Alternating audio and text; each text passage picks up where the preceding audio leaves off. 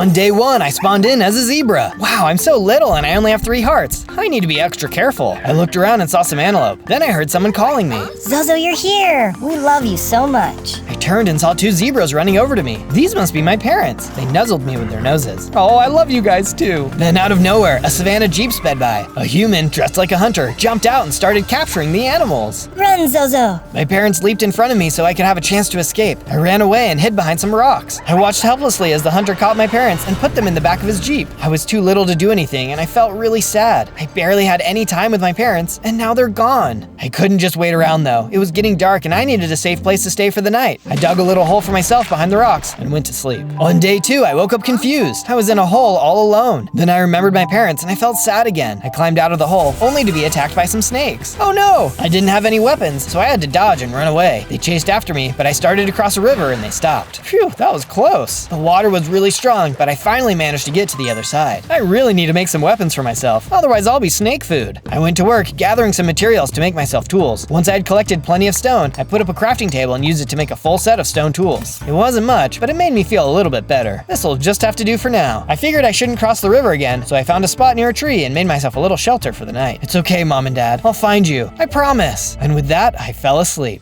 On day 3, I woke up feeling hopeful. I knew I could find my parents. I just needed a little bit of help. I'm sure someone knew where the hunter kept the animals he captured. I set out across the savannah when I noticed a baboon getting attacked by a boar. Someone help me! The baboon screamed and tried to run away, but the boar was too much for him. I'll help you! I jumped into action, distracting the boar while the baboon attacked. We managed to defeat him, and we jumped for joy. Not bad for the little guys. Hey, I'm Zozo. What's your name? I'm Barry. Thanks for saving my life. I owe you one. No problem. Hey, do you know where I can find the hunter that keeps trapping animals? He got my parents, and I could use some help getting them out. I can try. The hunter caught my family too. I followed him to his base, but it's basically impossible to get inside. Maybe we can do it together? Sounds like a plan. But first, we should rest up. You can come live at my hut with me if you want. It'll be safe there. That sounds great. Barry and I headed back to my house, and I made him a little hut right next to mine. It was small, but it was better than living in a hole. Good night, Barry. Good night, Zozo. On days 4 to 5, Barry and I made some adjustments. We set up a perimeter to our base and made our huts a little bit bigger. We also found some seeds so we could plant some food. It was actually starting to feel a little bit more like a home. Let's go hunt a hunter. Barry tried to look scary as he said it, but it sounded a little silly. Too much? Yeah, too much. He shrugged and we headed out. We passed through the desert and made our way further into the jungle. We crouched down as we approached the hunter's fort. It was huge, but I didn't see any guards. Just then, a bunch of baboons came running toward us. At first we thought they were going to be friendly, but then they started to attack us. Oh no, Barry, we need to run! We ran as fast as we could and eventually the baboons stopped chasing us. Why were those baboons attacking us? We're not the bad guys. I think the hunter can control the animals somehow. He wants us to be his servants. That's terrible. Were any of those baboons your family? No, I didn't recognize them. My family must be inside somewhere. We started to head home so we could reassess our situation when we saw a human up ahead. Oh no, it's another human. He's probably working with the hunter. We started to run away, but he called out to us. Hello, friends. No need to run. All I want is to take your picture. He held up his camera. He seemed harmless enough and he approached us slowly. My name is Patrick.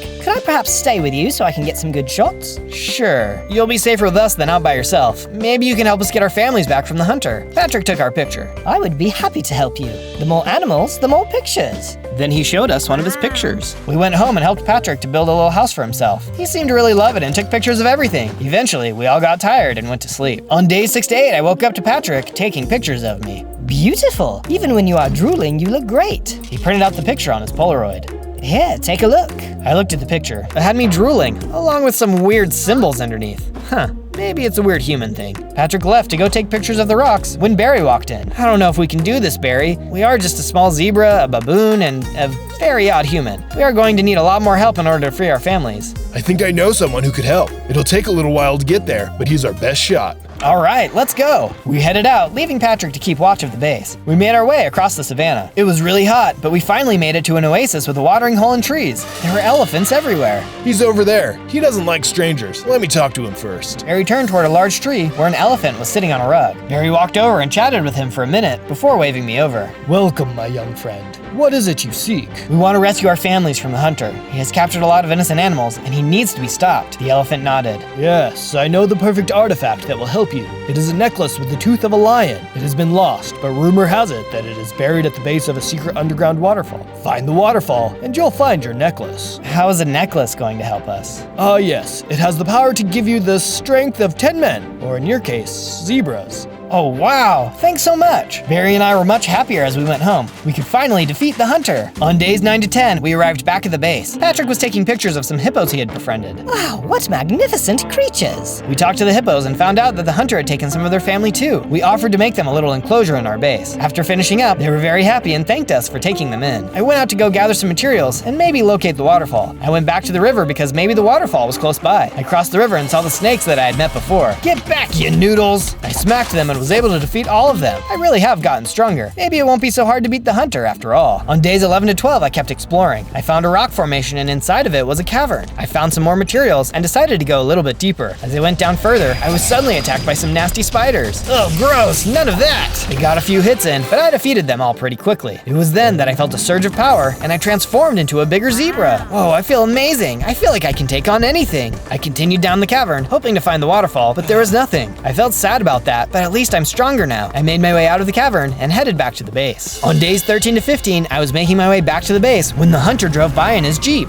I'll be back for you, Zozo, right after I collect your little friends. I was so confused. How did he know my name? What did he mean about my friends? He drove away really fast and I tried to catch up, but it was hopeless. By the time I got back to the base, I realized what the hunter meant. All of my friends were gone. He must have captured all of them, but how did he get in? I looked around and found Patrick's camera on the ground. The last picture he took was of the hunter shaking hands with Barry. Traitor! Barry sold us out! I was so tired from my journey that I barely made it to my bed before I fell asleep. On days 16 to 19, I woke up discouraged. I figured I needed to move my base, so I went about collecting some stuff. I was looking around the hippo enclosure when I noticed Patrick hiding behind a rock. Patrick, you're okay. Yes, I'm fine. I'm just so grateful that I was able to hide before that awful hunter took everyone away. I can't believe Barry made a deal with him. I know, it's crazy. But hey, I found your camera. I thought you might want it back. Patrick was so happy, he took a bunch of pictures of me. Then we went to scout out a new spot for our base. We worked on clearing out an area near some trees and started to build from the ground up. I built everything I thought we could need, and even a little bit of extra just to keep us safe. I sure hoped no one would attack us because it was a lot of hard work. Soon, everything was complete. Patrick, we need to do all that we can to protect the animals on the savannah. I think we should build some sort of statue that will help them know that they can come here for refuge. I think that's a great idea, Zozo. We started to gather some supplies and built the base of the statue. Can you tell what it might be? On days 20 to 22, Patrick and I went looking for the underground waterfall that the elephant had told us about. We followed the river up a little ways before running into a pack of lions. We didn't know if they were friendly or not, so we approached slowly. Hello, have you seen any underground waterfalls anywhere? The lions seemed nice enough, but they were looking confused. Waterfall? Why are you looking for a waterfall? We were told by a wise elephant that we could find a special necklace buried at the base of the underground waterfall. It's actually a lion's tooth. The lions looked even more confused. There is no such thing. If anyone would know, it would be us. Now it was my turn to be confused. Then I realized it was the elephant that told me about the necklace. An elephant that Barry knew. It must have been all made up.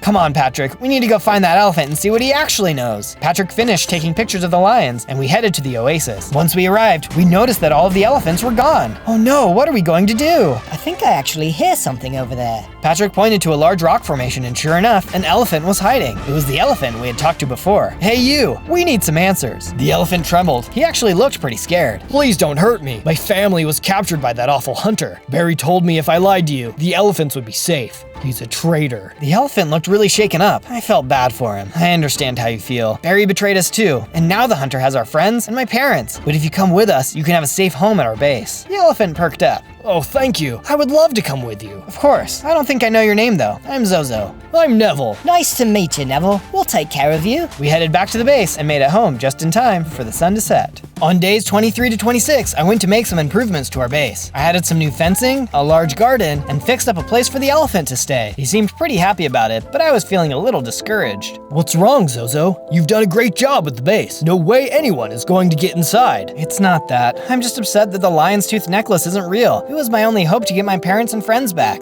I'm sorry you feel that way, Zozo, but guess what? The necklace is real. What? Then you didn't lie to us. We still have a chance to save my family. Well, it is real. It's just not a lion's tooth necklace. It's a special totem. It has the ability to turn you invisible, but it only works on those with pure intentions. That's perfect. It's going to be easy now. I guess I should also mention, the totem is guarded by a crocodile. Nobody can get past him. Between the three of us, I'm sure we can get the totem. Using the materials I had on hand, I made some weapons and armor for the whole team. Then I went ahead and passed them out to everyone. We were ready to fight. We locked the base up and headed out towards the river. On days 27 to 31, Patrick, Neville, and I went looking for the crocodile. We passed a group of hogs on the way, and they tried to attack Patrick. Hey, I only wanted a picture. He tried to run away, but they kept getting hits on him. Neville and I charged at them, and after a minute, we defeated all of them. Great job, Neville. No way is the crocodile going to get us. We started to head out when we noticed Patrick wasn't following. He was looking down at his feet. Hey, are you okay, Patrick? I just feel pretty sad. All I've done is hide or run away. I couldn't even save any of our friends earlier, and it just makes me feel useless. You're not useless, Patrick. You're a friend, and you've helped more than you know. We all have different strengths. Just use your strengths. Patrick seemed cheered up by this and nodded his head. Thanks, Zozo. You really are a good friend. Patrick hugged me, and then Neville hugged us. It was a little squished, but it was a nice little moment. Neville even managed to take a selfie with Patrick's camera. Nice! We kept trekking through the savannah, all feeling a little bit better about ourselves. On days 32 to 35, we finally reached a watering hole.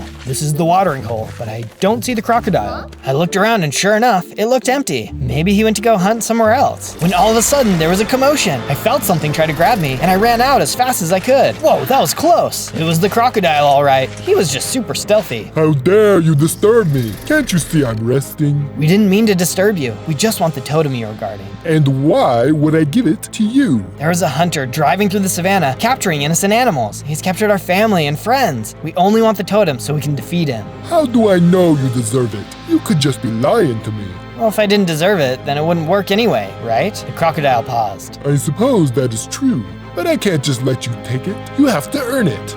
Bring me the golden apples off of the tree on that hill, then you can have the totem. The crocodile pointed toward the hill. On top was a small tree. All right, we'll do it for you. Not all of you, only you, little zebra. Prove to me that you are worthy. I wasn't sure I could do it myself, but I had to try. A lot of animals were counting on me. Okay, I'll go. I headed up the hill to retrieve the golden apples. On days 36 to 39, I made my way up the hill. But it wasn't just a hill, it was a mountain. Wow, this is a lot taller than I thought. I finally made it to the top and saw the apple tree. Whoa, that tree is bigger than I thought too. How was I going to reach all those apples? Just then, a monkey with a fancy robe appeared right in front of me. Hello, traveler. Come to retrieve some apples, yes? Yes, the crocodile down the mountain needs them.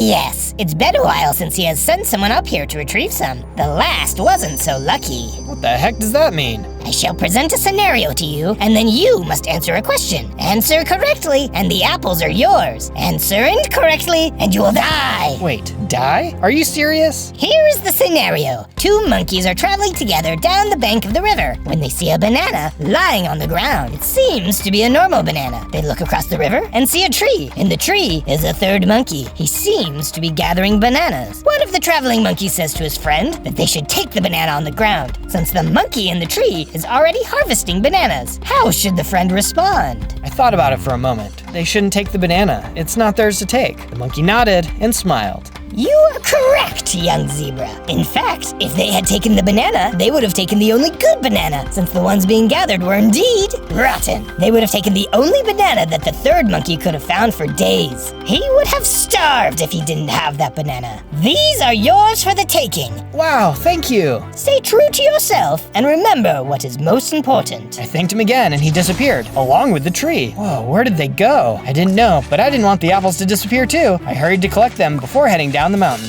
On days 40 to 43, I arrived at the base of the mountain. My friends had set up a little camp next to the watering hole. I went over to the watering hole where the crocodile was barely visible. I retrieved the golden apples, just like you asked. You've done well. The crocodile submerged for a moment before returning with a rock in his mouth. Use it well, young zebra. You have earned it. On the outside of the rock were those strange symbols, just like the ones in the picture Patrick took of me. Maybe it wasn't just a human thing after all. I twisted open the rock and saw the totem. There it is. I better hurry back to the camp. As I arrived back to the camp, Patrick tried to take a picture of me, but I immediately activated the totem and turned invisible. Whoa, Zozo, where did you go? He took a picture of nothing because I was gone. I walked behind him and then deactivated the totem. I'm right here, Patrick. Wow, that's amazing. That hunter doesn't stand a chance. On days 44 to 49, we traveled back to the base. Patrick and Neville went to the river while I went to look for some food. We had been walking a long time and needed a rest. We even found some nearby plants we could eat. All of a sudden, a horde of boars came out from behind the plants. Oh, sorry, are these your plants? Without a moment's hesitation, they started to attack me. Hey, I just wanted some food. You don't need to hurt me. I managed to dodge and defeat all of them by myself. Just then, I felt a surge of power, and I leveled up into an adult zebra. Wow, I'm a lot bigger now. I noticed that I had more hearts, too. I felt like I was the strongest zebra in the world. Taking down that hunter was going to be super easy. I went back to my friends, and we talked about our plans. I think we should continue to build our statue once we get back, and then gather some supplies for better weapons. That's a great idea, Zozo. You can teach me to fight better so I can help you. Yeah, we'd love to help with the statue.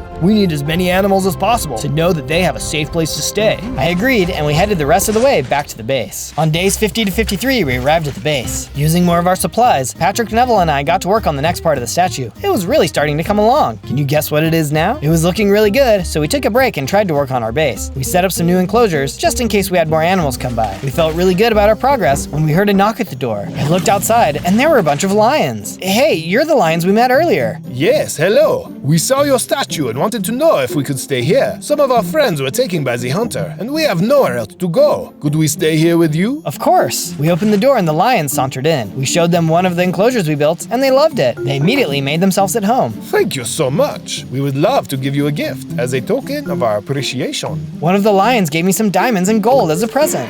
Wow, this is incredible. Thank you so much. I immediately began working with the diamonds at my crafting table and made myself some better armor. Wow, this is amazing. That night, we all gathered around the campfire and had a fun time. Patrick even tried to juggle for us. It was a good way to end the night. On days 54 to 57, I woke up to someone screaming. I raced out of my house to find animals running around like crazy. I noticed that the base's front door was open and there were hyenas running around. Oh no, we've got to get them out of here. The lions and I were able to defeat some of them and drive the rest of them away. Phew, that was close. But how did they get in? One of the lions stepped forward, his head hung low. I am so sorry, Zozo. I went out during the night to do some hunting, and I must have forgotten to close the door all the way when I came back in. You can kick me out if you want to. I deserve it. He looked so upset, but I knew it was an accident. It's okay. Nobody got hurt and nothing was taken, so we are okay. He seemed relieved, and we all headed back to our houses. When I walked inside, it looked like one of my chests had been opened. I ran over and I realized my totem of invisibility was gone. Oh no! Neville heard me from outside and peeked in. Is everything okay, Zozo? No, my totem is gone. Those hyenas must have taken it. Oh no, we need to get it back, and fast. We told Patrick what had happened, and he agreed to come with us to find the hyenas. I think I might even know where they live. I saw them once near a cavern, and I tried to take a picture, but they tried to eat me, so I ran away. That's awesome, Patrick. Not the almost getting eaten part, the knowing where to go part. He nodded and smiled. I know. I talked to the lions before we left and told them to let in any other animals that needed help. They agreed, and we headed toward the cavern to retrieve my totem. On days 58 to 62, we traveled toward the cavern that Patrick told us about. We ran into some Dagoos on the way and told them to go to our base if they wanted a safe place to stay. They happily agreed. We also ran into some ostriches and some frogs. We extended the same invite to them as the other animals, and they accepted. Wow, I hope we have enough space for everybody. The whole savannah wouldn't be able to fit in our base, but we could sure try. We kept traveling and gathered some food and seeds as we went. We were going to have a lot more mouths to feed when we got back. We finally arrived at the cavern, but it looked empty. Are you sure this is the right place, Patrick?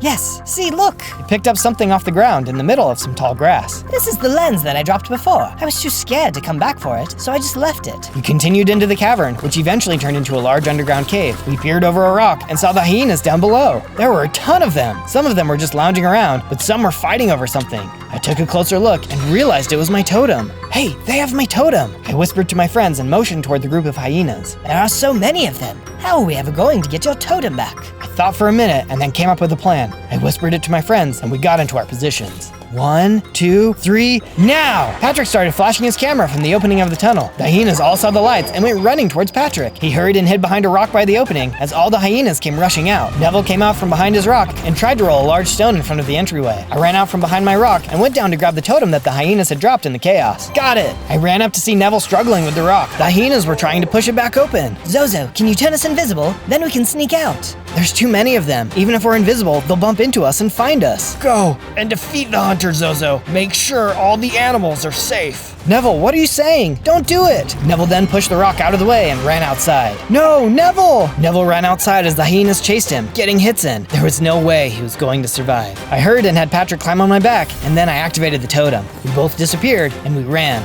We watched as Neville was defeated. We had to get out of there. We had no choice but to leave. On day 63 to 66, we arrived back at the base. Patrick and I were very sad that Neville was gone, but we were going to make sure his sacrifice wasn't in vain. I had my totem, and there was no way I was going to let anyone steal it again. I made an even better safe and hid that in a secret spot in my room. Nobody would ever find it here. We helped all the animals in their new homes and planted some more food in the garden. We went to work on the statue, but noticed it was already finished. Who finished the statue? We did. The lions came up to me and all bowed at my feet. We owe you our lives, young zebra. We hope you accept our work on your statue as a way to show our gratitude. Wow, it's not every day that the king of the savannah bows to you. Thank you, but I'm not the true hero. Neville sacrificed himself so that I could get the totem back. You should be honoring him. Then we shall honor our fallen friend and build a statue of him as well. We all worked together and made a statue of Neville standing on the landing of our other statue. He was raising his trunk in triumph. It was perfect, and I knew Neville would have liked it. On day 67 to 70, I woke up to Patrick taking pictures of me again. Wonderful. Patrick, not now. I'm trying to sleep. Sorry, but I had a thought, Zozo. What if the totem gets stolen again? Or even lost while we are inside the base? We definitely need a backup plan. We should scout out the base, just in case. That's a really good idea, Patrick. Perfect. I'll meet you outside. Don't forget your totem, just in case. He left, and I looked toward my safe. I actually felt safer with it here, so I didn't bring it. I would tell him later. We gathered the animals to let them know we were leaving. We told them that if any animals came by, they were more than welcome to stay, unless they were hyenas. And don't forget to shut the door all the way. One of the lions looked away in embarrassment, but he understood. All right, we will be back in time to make some final preparations. Then we will get our friends and families back. Everyone cheered to that, and we took off. On the way there, Patrick took some pictures while I gathered some seeds. We also ran into some small monkeys. We told them where our base was, and they started to head that way. It felt good to know that we were helping. On days 71 to 74, Patrick and I snuck around to the same spot where Barry and I had been earlier. We looked around the base, and it seemed bigger than the last time. I can't believe it. I looked where Patrick was looking, and I saw Barry. It looked like he had gotten bigger. There were other baboons there, and Barry seemed to be bossing them around. He sold us out so he could be the boss of the baboons? I guess so. I still couldn't believe it. Barry had been my friend, and he seemed genuinely interested in helping me. Hey Zozo, I'm glad you are my friend. Thanks, Patrick. Where did that come from? I was just thinking, and you've been really awesome to me. Just wanted to thank you for everything you've done. Then Patrick hugged me. Thanks, Patrick. All of a sudden, we were surrounded by baboons. How did I not even notice?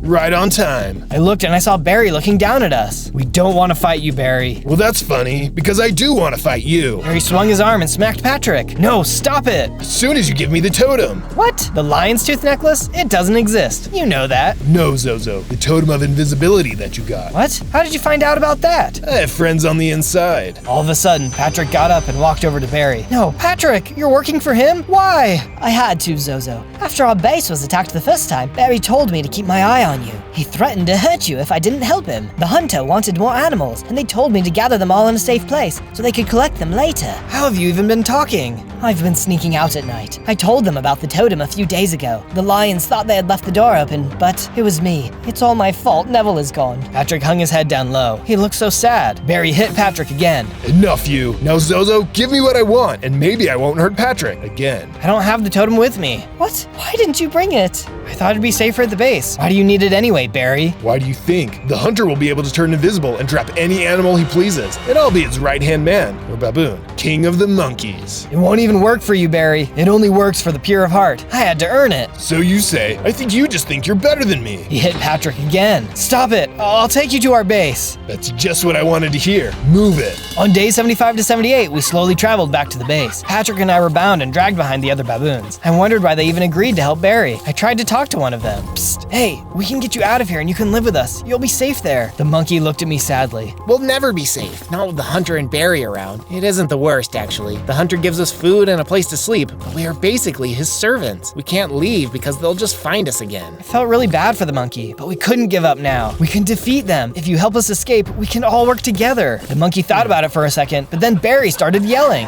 Hey, no talking to the prisoners. He hit the sad monkey, who immediately ran up ahead, pulling me along. Well, at least I tried. We soon stopped at a water pond to rest. I walked over to Patrick. He wouldn't even look at me. Patrick, I know why you did all of this, and I don't hate you. He looked at me. Really? Yeah, you were just trying to protect me, but I'm not giving up. We will defeat Barry and the hunter if it's the last thing I do. Patrick looked back down at his feet and sighed. I don't know, Zozo. We are kind of in a sticky situation. I think maybe we can get the baboons on our side. All of a sudden, Barry hit me. No talking, prisoner. Keep moving. I tried to formulate a plan the rest of the way. At this point, we just had to hope for a miracle. animal. On day 79 to 84, we were getting closer to the base. Suddenly, Barry stopped. Bring Zozo forward. The sad baboon brought me closer to Barry, still keeping me bound. Zozo, you will go in and retrieve the totem. You will then tell all the animals to gather outside for a meeting. You won't tell them about us, or I will destroy Patrick. I'll do it. Just don't hurt him again. I made my way to the base and went inside. A few animals greeted me and I quickly said hello, then walked away. I went to my house and opened the safe. The totem was still inside. I grabbed it and went back to the middle of the base. Everyone, I need your attention. Patrick and I have an important announcement to make, but we need you to come outside to see. The animals all gathered together and we started to go outside. I felt so bad, but I hoped that maybe we could defeat the baboons and Barry together. As we walked out, I didn't see anyone. Where did they go? Then the baboons and Barry jumped down from the trees. They ambushed us and my friends started to panic.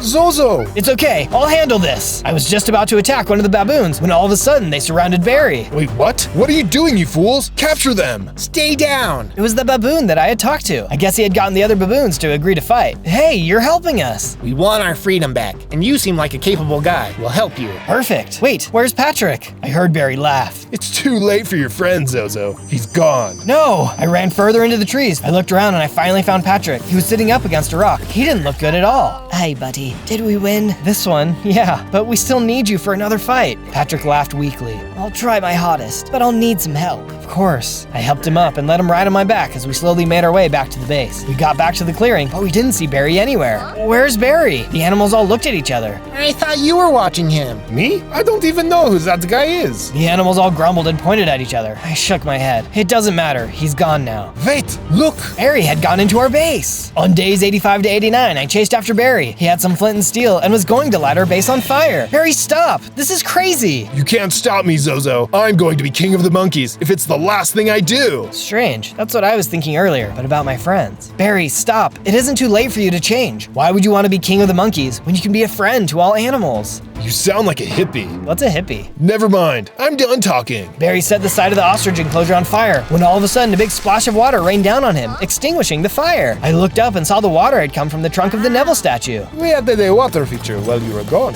One of the lions was pressing a button on the side of the wall. What absolutely perfect timing. I walked towards Barry. This is your last chance, Barry. Come join us or I'll have to defeat you. He looked so angry. No, I will be king of the monkeys. I will. All of a sudden, he slumped down and started to cry. I stood there, shocked. I don't want to be king of the monkeys. Honestly, I just wanted some friends. Well, to be fair, you have a weird way of showing it. I still didn't trust him completely, but I helped him up. It's okay, Barry. You have a home here. On days 90 to 94, Barry moved back in. Some of the animals weren't too happy about it, but he tried his hardest to make it up to them. He made some cool improvements to people's houses, the base, and even helped Patrick. He seemed to really feel bad about what he had done, but he was making it better. Later, he came up to me. Zozo, I need to tell you something about the hunter's base. Okay, what is it? I know a secret way I can sneak into his base around the side. Oh, awesome! So you can open the door. It's not that simple. The controls for the gate are in his private room. Ah, I see. I thought for a moment. You need to go back and pretend to still work with him. You need to betray him now. What if he catches me while I'm trying to do this? He won't. I'll be sure to protect you. Okay, I trust you, Zozo. On days 95 to 97, we all made our preparations. We forged armor and swords for everyone, just in case. No, Zozo, I'm too weak still. I need to stay here. But Patrick, I need you. We've come this far together, and I need you there with me. He can ride on my back. One of the lions bowed to Patrick. I shall carry you, and I will promise your safety, good friend. Patrick agreed. I'm proud of all of you. Today, we are going to rescue our families and our friends. The savannah will be free again. Everyone cheered, and we headed out to the hunter's base. On day 98, we arrived at the hunter's base. It looked the same as usual, which was good. Barry came up to me. All right, Barry, this is your cue. He looked nervous. It'll be fine. You remember the signal, right? He nodded. Thanks, Zozo. You're a good friend. He headed toward the side of the base and disappeared around the corner. We waited a few minutes, and then we heard a loud monkey call. That was our signal to go. Then we saw the front gate start to open. Good job, Barry. We charged through the front gate and into the courtyard. As we started looking around, I even saw my parents. Zozo! Mom, Dad, we're here to rescue you. My friend started working on getting the cages open while I headed upstairs. On day 99, I found the lair of the hunter. He had all sorts of animal pelts all over the place and even more guns. Sheesh, this place gave me the creeps. I knew we would meet again, young zebra. I turned around, ready to attack. The hunter was there, but he was holding Barry hostage. Give me my friend back, Hunter. Oh, you mean this traitor? I don't think so. I think instead I'll just add him to my collection. He waved his gun around the room full of pelts. No! I activated the totem and disappeared. I knocked the hunter away from Barry and told him to run. Then I charged the hunter. He blindly shot around the room, but he had no idea where I was. Barry wasn't so lucky though, and got hit as he made his escape. That's a cheap move, Zebra. Disappearing so I can't see ya. Says the guy who captures animals and then enslaves them. He got a few lucky shots in, but I was able to deliver the final blow. I unequipped the totem and ran over to Barry. He had been hit and he looked pretty bad. Oh no, Barry, I'm so sorry. I promised I would keep you safe. It's okay, Zozo. I did what I needed to do. Thanks for being my friend. Barry put his head down and was gone. He had made many mistakes, but in the end, chose to do the right thing. On day 100, I felt a surge of power and I leveled up into a large adult zebra. I was stronger than ever and knew that from now on, I could protect all of the animals in the savannah. My friends had figured out how to open the cage doors, freeing all of the animals from the hunter's base. I was finally able to talk to my parents. It was a beautiful reunion. We were all free at last. If you want to see what I'll do next, don't forget to subscribe and like this video. Thanks for watching. On day 1, I spawned in as Black Panther. I only have 4 hearts. That doesn't seem like a lot for a superhero, but I can move quickly thanks to my cat-like reflexes. And it looks like I have vibranium claws too. Neat! Hey look, there's a waterfall right behind me. And there's some kind of skeleton with a giant battle axe? What is he doing here? Uh-oh, are we about to fight? Bring it on! The skeleton ran at me and swung his weapon, but with my cat-like reflexes, I dodged him easily. I ran up behind him and hit him with my claws. These claws were really powerful. Whoa, he fell right over the waterfall. I won! Too bad I can't get any loot from that skeleton because he fell down so far. I really wanted that cool battle axe. I decided to go to the bottom of the waterfall and look to see if I could find it. When I got there, I saw that the skeleton was still standing. He ran at me again, but this time I faced him head on. He was no match. And look at that, he dropped the battle axe. It's not vibranium, but it's still pretty cool. I wonder where that skeleton got it. I decided to take shelter in a cave under the waterfall and relax for the rest of the day. On day 2, I was woken up by the sounds of an angry gorilla. It had come out from the back of the cave and was trying to attack me. I looked at it a little closer and realized that it wasn't an ordinary gorilla. It was a zombie ape. Ah, get away from me, zombie. Don't make me use my new weapon. I ran away from the zombie ape and out into the sunlight where it didn't want to follow me. I guess that it was one of those mobs that take damage in the daytime. It was an undead just like the skeleton I fought yesterday. Maybe they were common in this area. I decided to leave the waterfall behind and follow the river towards the grasslands. Whoa, there are so many animals here. I could see a rhino and a giraffe, and it looked like they weren't zombies. Thank goodness. I guess I'll let them eat grass in peace, especially because I was starting to get hungry too. I saw some berry bushes, so I started punching them to gather food. Once I got enough, I refilled my canteen in the river. Surviving would be a lot easier now, and if I got into a fight, I already had some pretty good weapons. Still, I thought it might be good to build a shelter in case the zombies came out at night. I used the battle axe I got from the skeleton to chop down trees. I soon had enough wood to make a small hut and bed. It was almost nighttime, so I went inside and went to sleep. When I woke up on day 3, I noticed that there was a tree outside that wasn't there yesterday. It was really big and looked ancient and magical. There was a glowing panther spirit sitting in the branches. I made my way over to the magic tree, and the panther spirit started talking to me. Zozo, this land needs your protection. Oh, it looked like I was going to get a superhero quest. I stood there and I listened closely. We are under attack by an undead warlord to the west of the grasslands. He is turning everything into zombies and skeletons. You must stop him. An undead warlord? That sounded scary, and he was probably really strong. I'd need a lot more than 4 hearts to take him on, but I couldn't just ignore a quest from the panther spirit. The people and animals needed my help too, and maybe there was a way to turn the animals that had already become zombies back to normal. Journey westward, and you will find his evil lair. I spent the rest of the day gathering supplies for my journey and practicing with my weapons on any mobs I could find. On days 4 to 5, I traveled from my hut in the grasslands all the way to the heart of the desert. According to the panther spirit, I was heading in the right direction to reach the overlord's lair. Before long, I saw a zombie boar wandering around in the sand. Oh no, looks like the overlord has already turned the animals in the desert into zombies. The zombie boar charged me, and I lost a bit of health. I had to protect myself, so I drew my battle axe and took a couple swings. I'm sorry, Mr. Boar. The fight was over in no time. I spotted an oasis nearby. I had been traveling for a long time, and night would be here soon. I didn't want to be caught outside if more zombies showed up, so I gathered some wood from the palm trees and set up camp. I had just finished my little oasis hut when a genie appeared out of thin air. I thought I was going to get 3 wishes at first, but then he spoke, and I knew he wasn't the nice kind of genie. Who dares come to my oasis without an invitation? I said I was sorry and that I just needed somewhere to spend the night, but the genie created a sandstorm, and suddenly the oasis was gone. He may not have granted me any wishes, but he had left an item behind in the sand. I went to pick it up, and it turned out to be a brand new pair of Roadrunner boots. Awesome, now my movement over the sand will be twice as fast. On days 6 to 8, I was still in the desert when I saw a gigantic archway made of bones. There was a skeleton warrior underneath it, and he was carrying an obsidian shield and spear. It didn't look like he was going to let me pass without a fight. I put my battle axe away and got my vibranium claws ready. You cannot go any further. I am the Skull Guardian, and you can't beat me.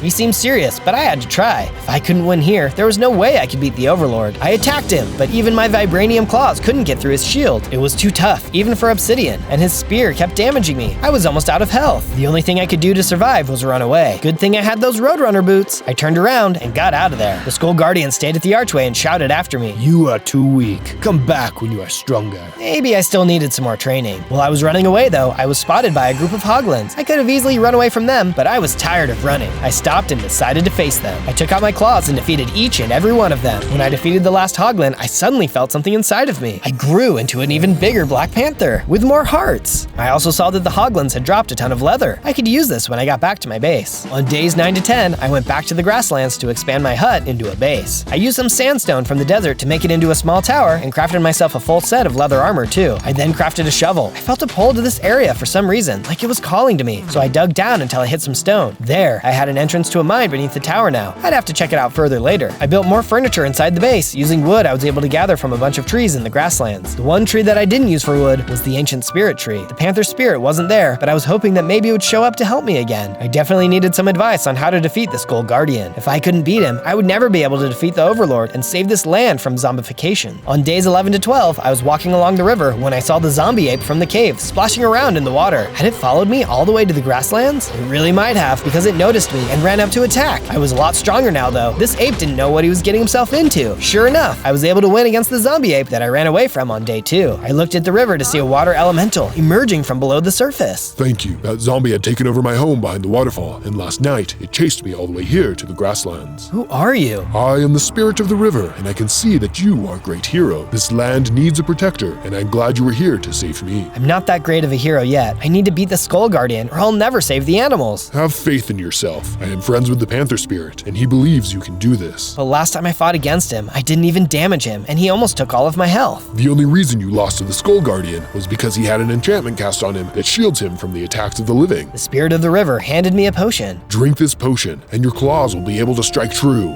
That should make it a fair fight. I said thank you to the spirit. If so many beings were counting on me, I couldn't give up. On days 13 to 15, I decided to check out my mine again, but first, I needed to grab my pickaxe. I still felt something drawing me to dig deeper, so I started digging down. Whoa, what's that? It was a strange material. Vibranium! Turns out, there was a lot of it just below the surface. This land must be rich in it or something. Either that, or I just discovered the only vibranium mine around. I gathered a bunch of it and went to my base to see what I could craft. It turned out, I could make a full set of vibranium armor and tools. Super! I have some serious armor now. My base is also looking way cooler. It's tricked out with vibranium walls and minecart rails. I kept the ancient tree protected in its own little courtyard and made sure to give it plenty of water. I also remembered to plant trees around the grasslands so that I get more wood in the future. On day 16 to 19, I was making my way back through the desert when I ran into a group of husks, and it looked like they wanted to meet the Black Panther up close and personal. The husks attacked me, but I fought back, clawing away at them. Take that, you dried out no-good zombie, and here's one for you, you wannabe mummy. Before I knew it, I had beaten the whole group, but then I heard something and turned around. There was one more husk, and this one was way bigger than the others. That's a huge husk. I wasn't scared though, and I rushed right in to face him. The huge husk hit a lot harder than his little brothers, but his skin was just as soft as theirs, and before long, he was down for the count too. You know, I was glad those husks attacked me though. It was good practice for my claws, since I knew I'd be facing the Skull Guardian soon. On days 20 to 22, I reached the archway where the Skull Guardian was waiting and challenged him to a fight. So, you think you can beat me this time? Sure I can. Watch this! I drank the potion that the water elemental gave me, and now my attacks could actually damage him. I still had to keep my guard up and dodge a spear attack, but even his shield couldn't stop my vibranium claws this time. After several hits, he finally went down and dropped a skeleton key. A skeleton key? Was this thing made from the skull of the guy I had just defeated? Gross. This would probably come in handy later though, so I made sure to take it with me. My journey continued on, and soon I made it out of the desert to a wasteland. I'd have time to explore it soon, but for now, I decided to get back to my base, but not in the way you might be thinking. On days 23 to 26, I decided I didn't want to have to cross through the desert again in case I ever wanted to come back here, so I decided to build a massive tunnel back to my base. I dug down a little ways and then started tunneling in the direction of my base, placing torches as I went. It took a long time, but eventually I got to where I thought my base should be and tunneled up out of the ground. I popped up right in front of my base. How's that for good luck? When I got to the door of my base though, I saw there was a package waiting for me with a note attached to it. This must be for from the water elemental. I could tell because it was all wet. The note read, Dear Zozo, you're doing great. I knew you could defeat the Skull Guardian. Included are some potions that should make your journey easier. P.S. If you're liking the video, make sure you search for other Zozo videos at ZOZO to see more adventures he's been on. Yep, definitely weird, but when I opened the package, I saw it was full of experience potions. Nice! I drank the potions and felt myself starting to change. I grew bigger and had more hearts, too.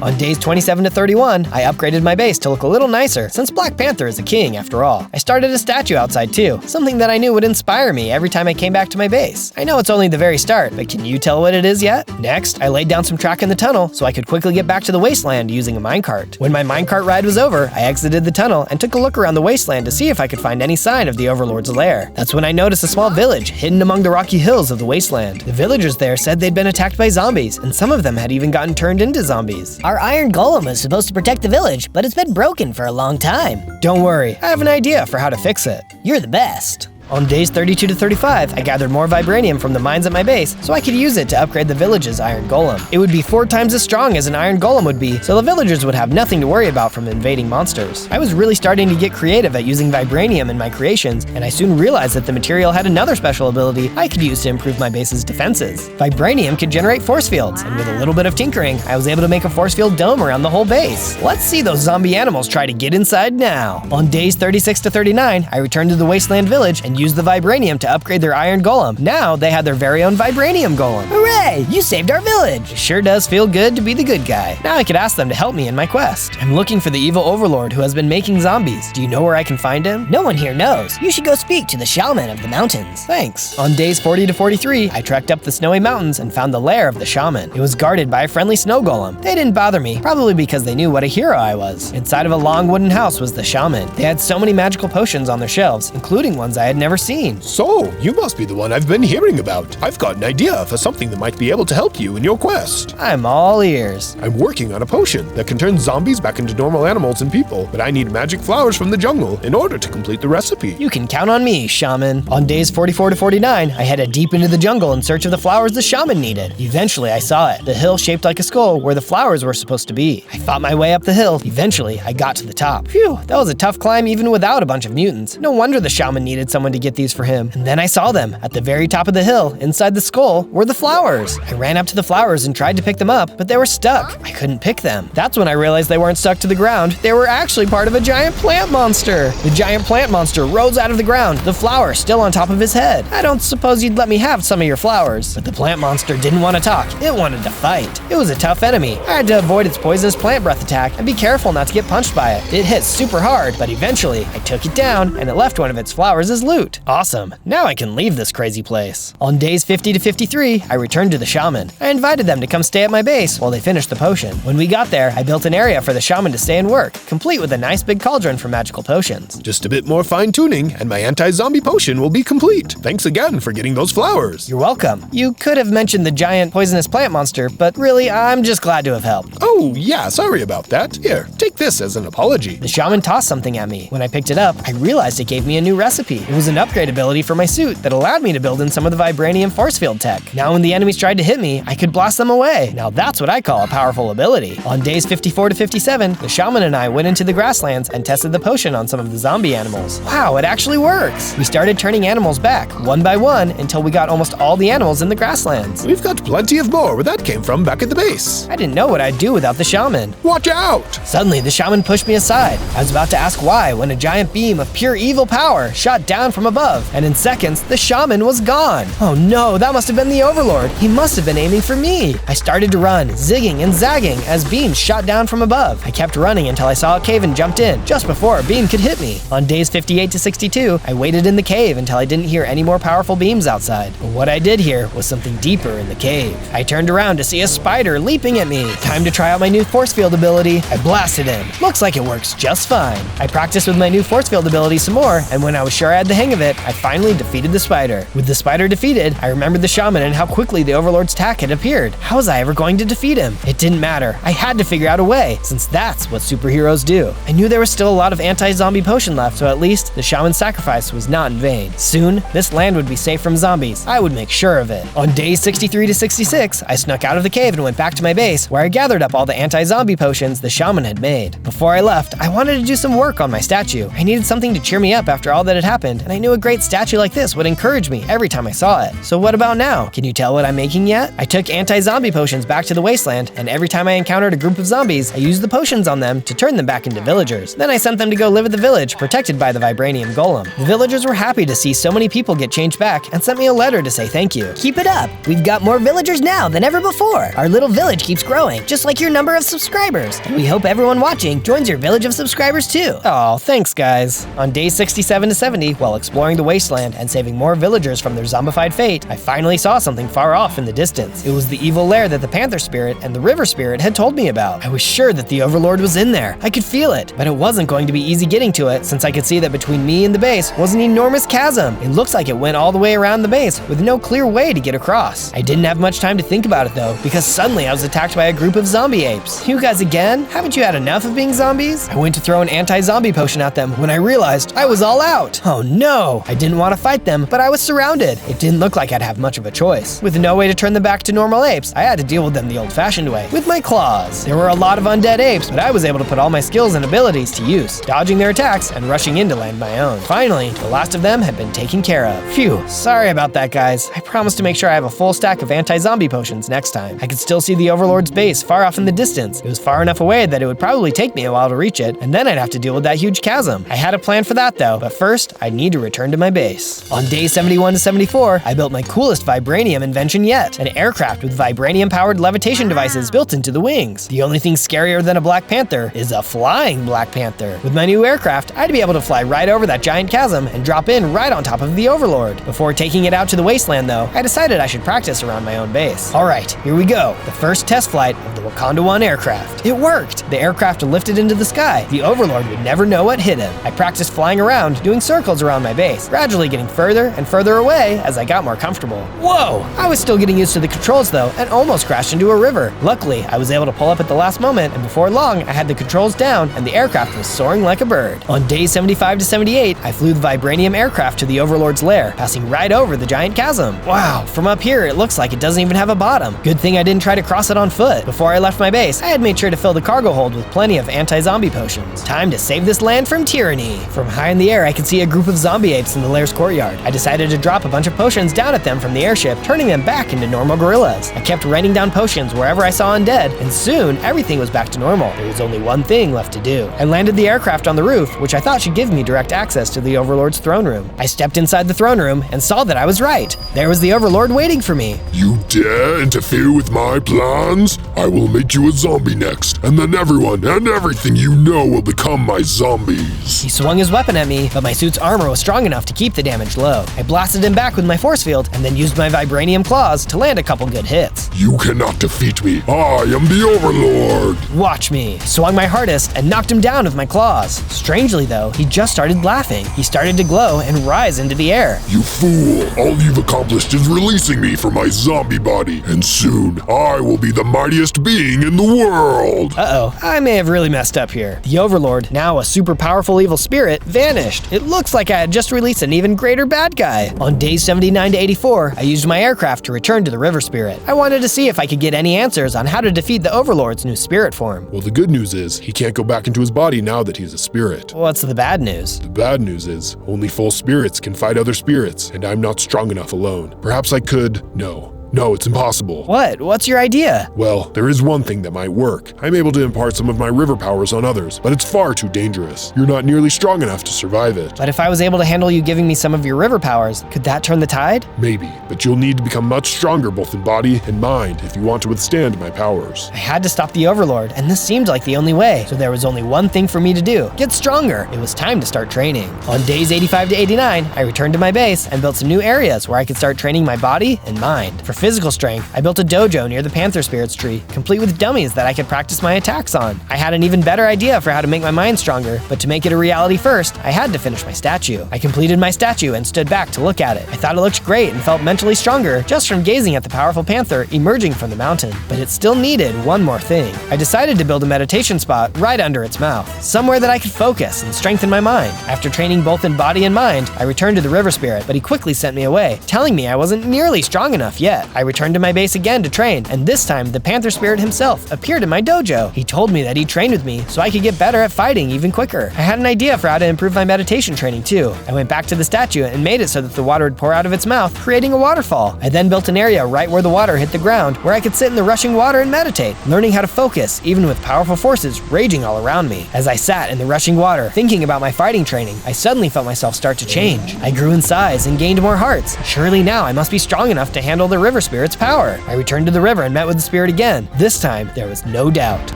You're ready now.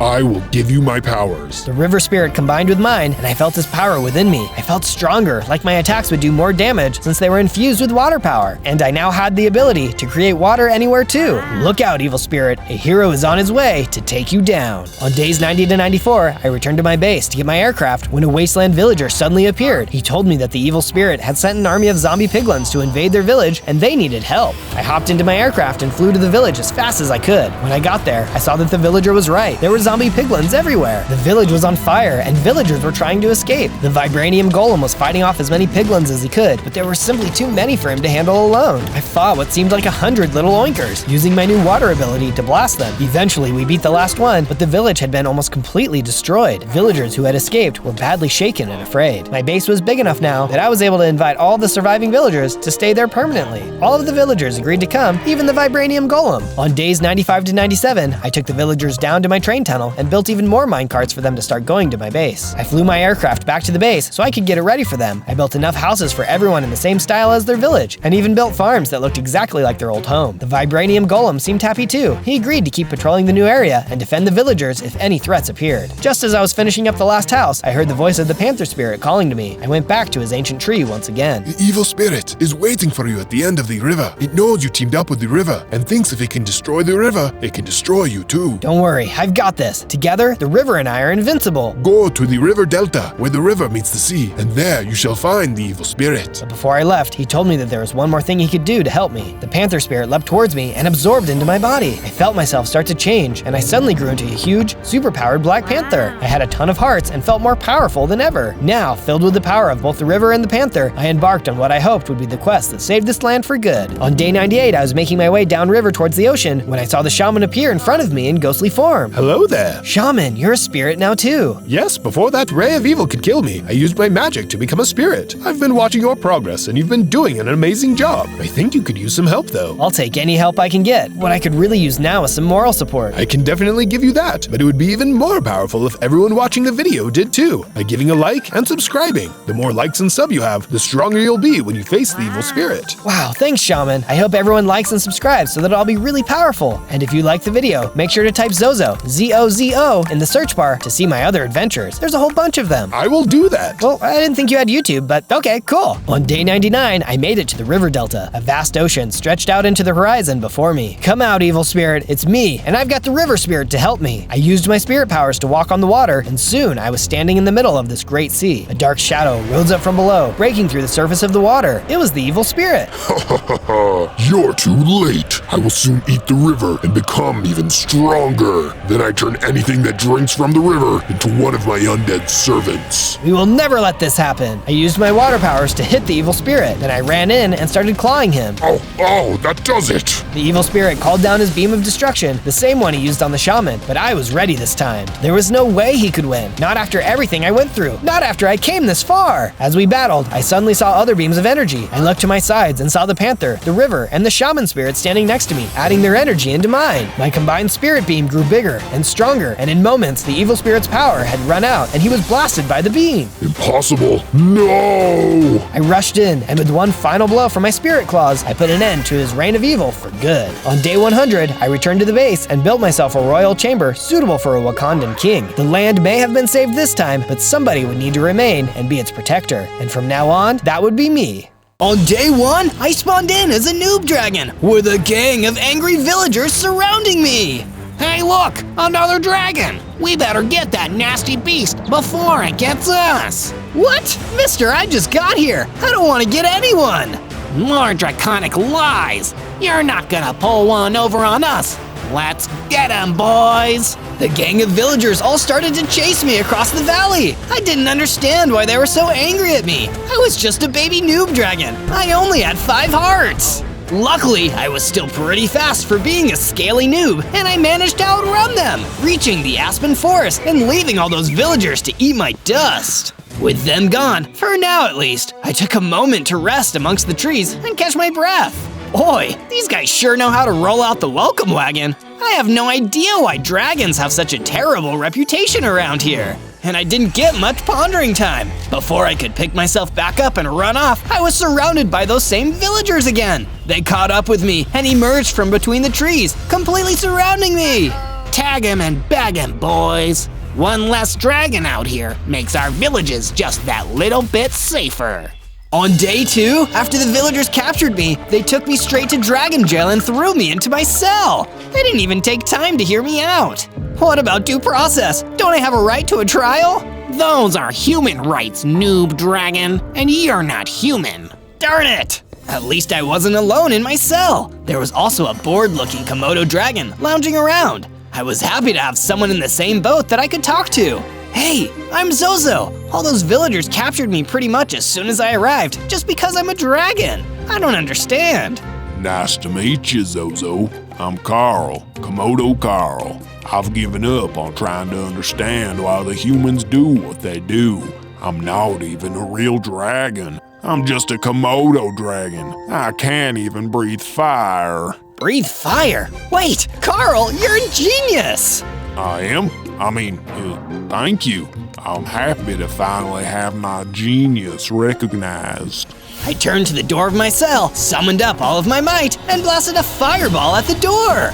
It wasn't all that powerful, but it was powerful enough to at least set us free.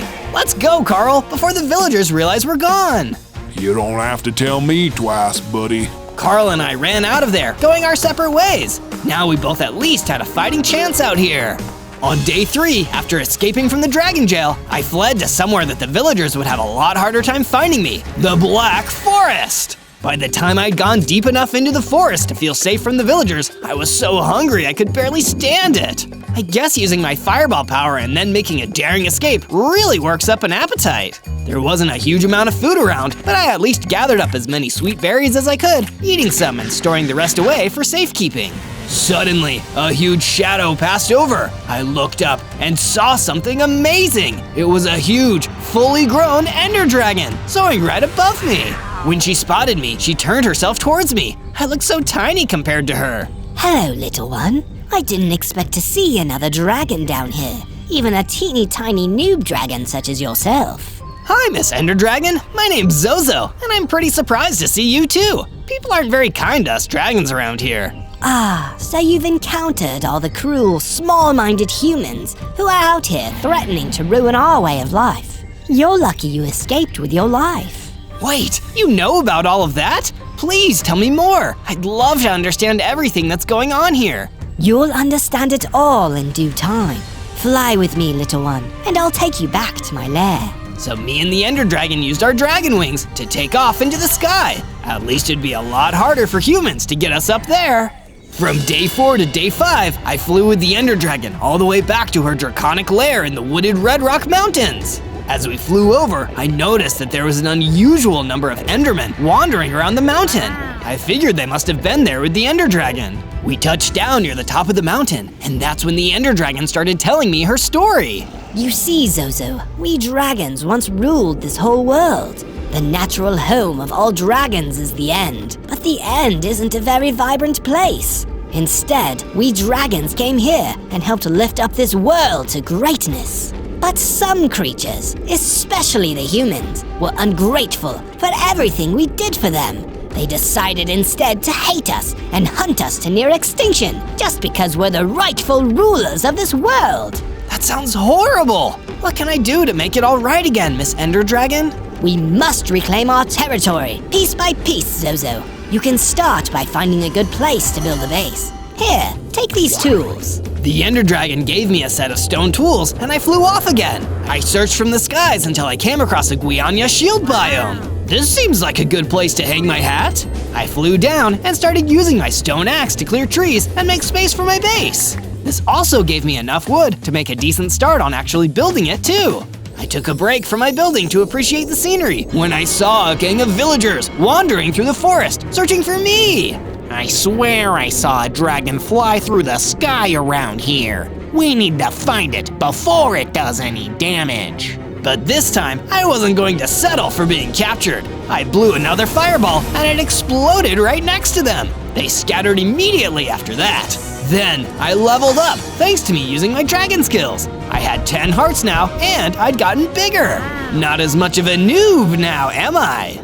From day 6 to day 8, I was exploring more of the Guiana shield when I happened upon a sad-looking raccoon wandering through. Hey raccoon, is everything okay? You look a little glum. Of course I look glum. My home just burnt down. I'm the only one who got out. Oh no, that's terrible. I'm so sorry. What happened? Was someone being careless with matches? No, someone else did it, or something. And I know I'm not the only one. There are a lot of incidents like this. Some places getting burned. Some folks are getting poisoned. You better be careful out there. And with that, the raccoon wandered off. I knew even more now that something horrible was going on out here. But was it something I could fix in less than 100 days? The day after, the Ender Dragon returned, floating in the sky. She had some things to say to me. Zozo, I'm afraid I have grave news. The humans are working together with some of the other creatures to wipe us dragons out completely.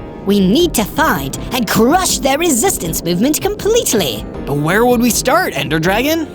I need information first and foremost. Make your way to the Jacaranda forest. I believe there may be some people of interest there. Find out all that you can. And while you're there, if you can find an old chest of mine, I left an echolocator inside. It'll help you find caves. Without any delay, I set off to the Jacaranda forest. From day 9 to day 10, I flew away from my base and made my way towards the Jacaranda forest, hoping to find some information and, if I was lucky, the Ender Dragon's old chest. I landed in the forest and started searching. Thankfully, it didn't actually take me long to find the chest that the Ender Dragon told me about. Plus, thankfully, there was an angry Crimson Phantom guarding it. The owner of this chest told me I could have what was inside it, sir. Oh yeah? Well, I don't care. It's my chest now, and if you want it back, you're gonna have to fight me for it. The fight began, and because I was still technically a real noob dragon, the Crimson Phantom was stronger than me. His attacks were powerful, and he seemed to be good at tanking mine. I pulled out of the fight and tried to collect myself. I was worried the Crimson Phantom was going to attack me until a Phantom Fox ran in and distracted him for me. Hey, Crimson, don't you know why you shouldn't fight with dragons? You'll get burned. This was just the distraction I needed to fire a fireball at the Crimson Phantom, destroying him for good. Thanks for the assist, Phantom Fox. No problem, Noob Dragon. With the Crimson Phantom gone, I easily searched the chest and grabbed the echolocator. The Phantom Fox was still there, waiting for me. Say, want to come visit my friend, the Elder Guardian? I think he'd like you. Sure, he might be able to help me with some information I need. We traveled deeper into the forest until we came upon the Elder Guardian. All three of us sat down to chat, and I asked the Elder Guardian if he knew anything about the human resistance groups. Resistance groups? Where have you heard of such a thing? I don't know of any resistance groups, just people trying to do their best to survive hard times. Interesting. I'll report back with that. From day 11 to day 12, I flew from the Jacaranda forest back to the wooded Red Rock Mountains, where the Ender Dragon was waiting for me. Well, do you have anything to tell me about the resistance groups? Our continued survival depends on it, Zozo. I spoke to some people, and the funny thing is, nobody seems to know about any resistance groups, just people trying to survive. Fools! All of them fools! Do I have to do everything myself? Gather up some iron from a cave to create some iron armor, then find a remote village to the south of here. You'll see evidence of the human resistance with your own eyes, since you seem to have so little trust in me. I had no idea why the Ender Dragon seemed so mean and angry with me all of a sudden, but I figured I still better do what she said. I flew down from the mountain and used the echolocator to find the nearest cave. I headed inside and started mining until I found some iron ore. This would be perfect for armor and tools. But when I left the cave, some angry dread thralls were waiting for me. Can't you guys give me a break? I've been having kind of a rough week. They didn't listen. Instead, they attacked. Luckily for me, it was easy to make short work of them with my fire breath attack. Now I need to go find that remote village. From day 13 to day 15, after searching for a couple of days, I found the remote village that the Ender Dragon told me about. But it seemed so peaceful. It was a small, isolated community guarded by a single iron golem. They didn't even seem bothered by me being there, like the villagers that had first imprisoned me. A lot of what the Ender Dragon told me doesn't seem to add up. Something's wrong. I need to get out of here and find out the truth.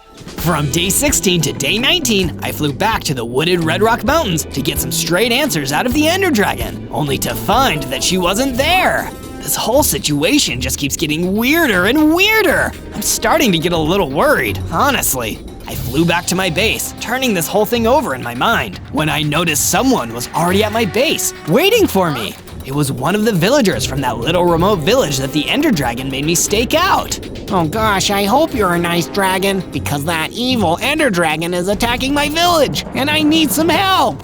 Wait, the Ender Dragon? Oh no, don't worry, I'll go over there right away. I flew back to the remote village and saw, to my horror, that the villager was right. The Ender Dragon was flying above, destroying everything. I flew in and tried to reason with her.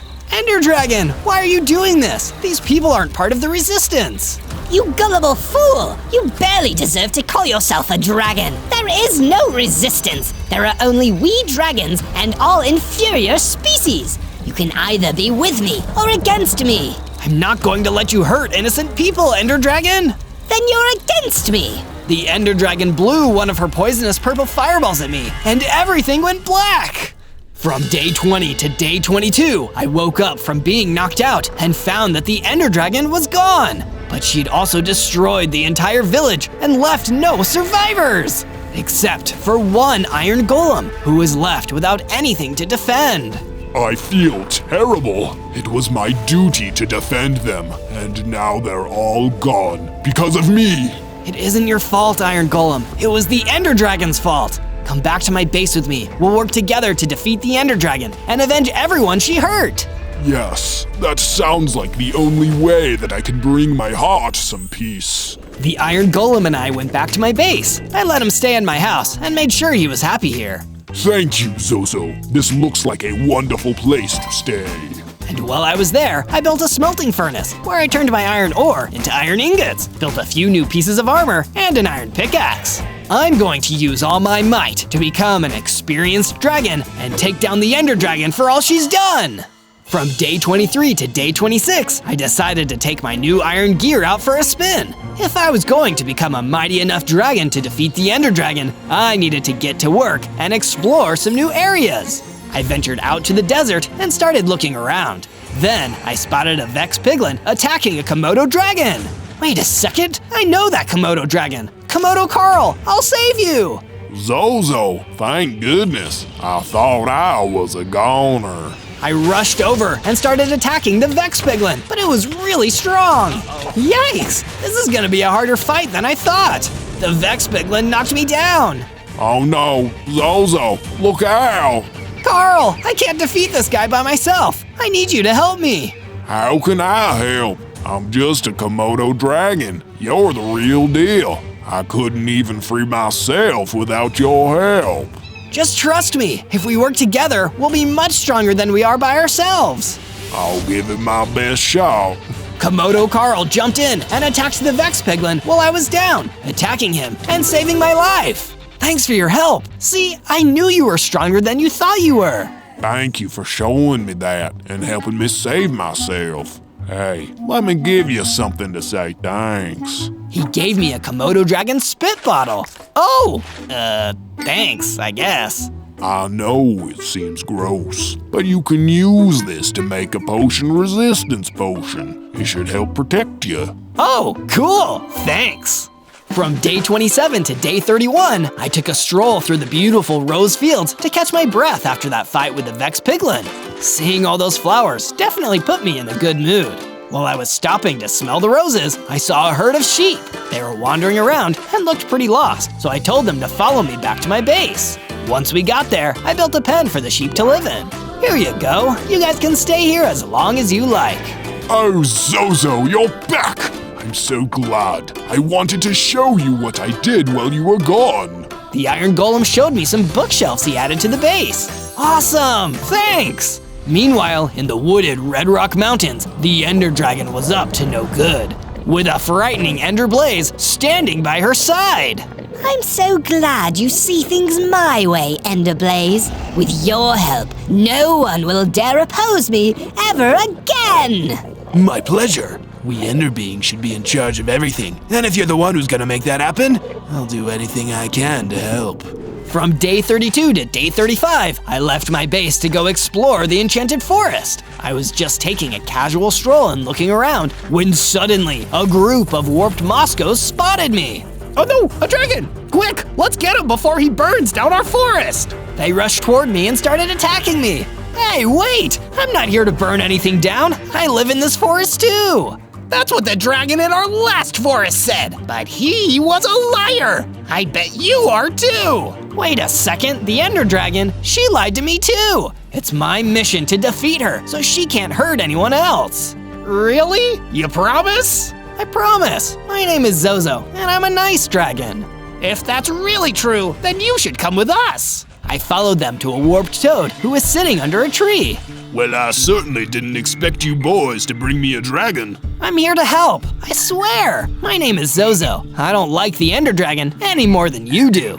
Well, as the old saying goes, fight fire with fire. Having a dragon on our side might be the advantage we need to end the Ender Dragon's reign of terror. The Ender Dragon isn't used to battling his own kind, you see. She's tricked most of them into working with her. I'll tell you anything else that I learn and help you however I can, Zozo. From day 36 to day 39, I decided to work on upgrading my armor. I went down into the mine and started digging for iron. I found enough to craft the rest of the armor I needed, and I even found a couple of diamonds too. I gathered everything and took it back to my base. I used the iron I mined to complete the rest of my set, and when I was finished, I saw a raccoon at the entrance to the base. Hey, are you Zozo? That's me. Oh, good. I heard you're trying to learn more about being a dragon, so you can get strong enough to stop the Ender Dragon, right? I am. Are you here to give me dragon lessons or something? Nah, I'm just a raccoon. I could teach you how to find food in the trash, but I think you'd rather talk to my friend. She's a lightning dragon, and she's not too fond of the Ender Dragon either. If you're not busy, you can come with me to meet her. I'm never too busy to learn. Let's go. From day 40 to day 43, I followed the raccoon to the Araucaria Savannah. She's really excited to meet you. Oh geez, but I'm just a noob dragon. I'm still learning. Yeah, but you were brave enough to stand up to the Ender Dragon. That's a big deal. Here she is. I saw a huge, tough lightning dragon sunning herself in the middle of the savannah. It sure was a sight to see. You must be Zozo. I'm so happy to meet you. I know you're looking to get stronger and learn more about being a dragon. I've been a dragon for a pretty long time, so I hope I can help. That would be awesome! Can you help me get better at breathing fire? Before she could answer, an ender blaze jumped out from behind a tree and landed right in front of us. Well, look what I found. A couple of traitors working together. Who the heck are you? I'm the guy that's gonna teach you a lesson about opposing the Ender Dragon. The Ender Blaze fired a missile at me, and I just barely managed to dodge it. Help! The Lightning Dragon gave me some of her power to fight the Ender Blaze. I felt myself get bigger and stronger too, but just when we thought we defeated him, he kept attacking. You've done a great job here today, Zozo, but you need to get out of here. I'll keep this guy busy. Go! From day 44 to day 49, I flew back to my base. I hope the Lightning Dragon is okay. I didn't have too much time to think about it though, because the warped toad came to see me. Zozo, I have some news. My research has pointed me to a weapon that I believe will help you defeat the Ender Dragon.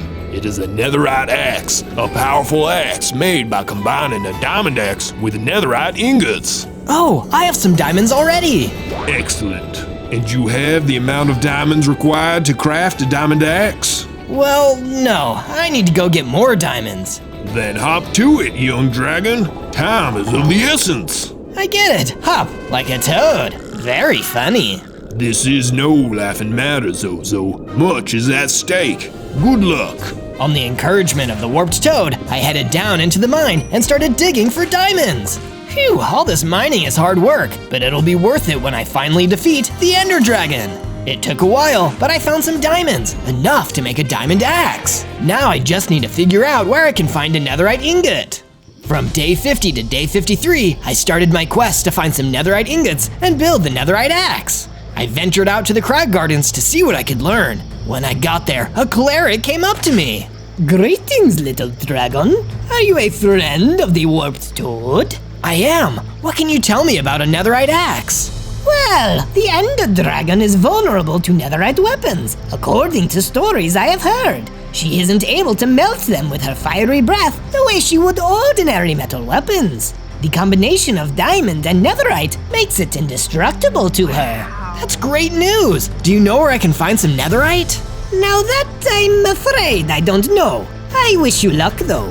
Okay, well thanks for the info. I started to head back to my base. As I was walking, a fireball hit the ground just a few feet away from me. Hey, what gives? I could see a fire dragon just up ahead. I'm so sorry. I wasn't aiming for ya. I was aiming for those zombies. Sure enough, he was fighting a horde of zombies. Want some help with that? Yeah, I'll go to this. He shot another fireball out of his mouth and blew up the rest of the zombies without any trouble at all. Whoa, that was awesome! Say, do you want to team up with me and help me fight the Ender Dragon? No thanks, I'm good. Sorry kid, but I fly solo. Good luck with whatever you're doing though. Sounds like you're gonna need it. From day 54 to day 57, I explored the crag garden some more. If I were some netherite, where would I be? Just as I was searching, the Ender Blaze popped up behind me again. I don't know about netherite, but it looks like there's plenty of loserite here. Because you're a loser, you tiny noob dragon. Ah, the Ender Blaze is back! I drew my weapon and got ready for a fight, but he was still way bigger and stronger than me. Oh no, I can't beat him yet! And you never will. All hail the Ender Dragon. May her fire cleanse the land of all weakness. I didn't have any choice but to run away as fast as I could. Next time I see that guy, I'll be ready. Meanwhile, back in the wooded Red Rock Mountains, the Ender Dragon was floating back and forth. It's all coming together marvelously. Soon there will be only dragons and those who serve us. Any of my kind that refuse to join me will be dealt with swiftly. All else will be burned to ash or reduced to nothing but dust.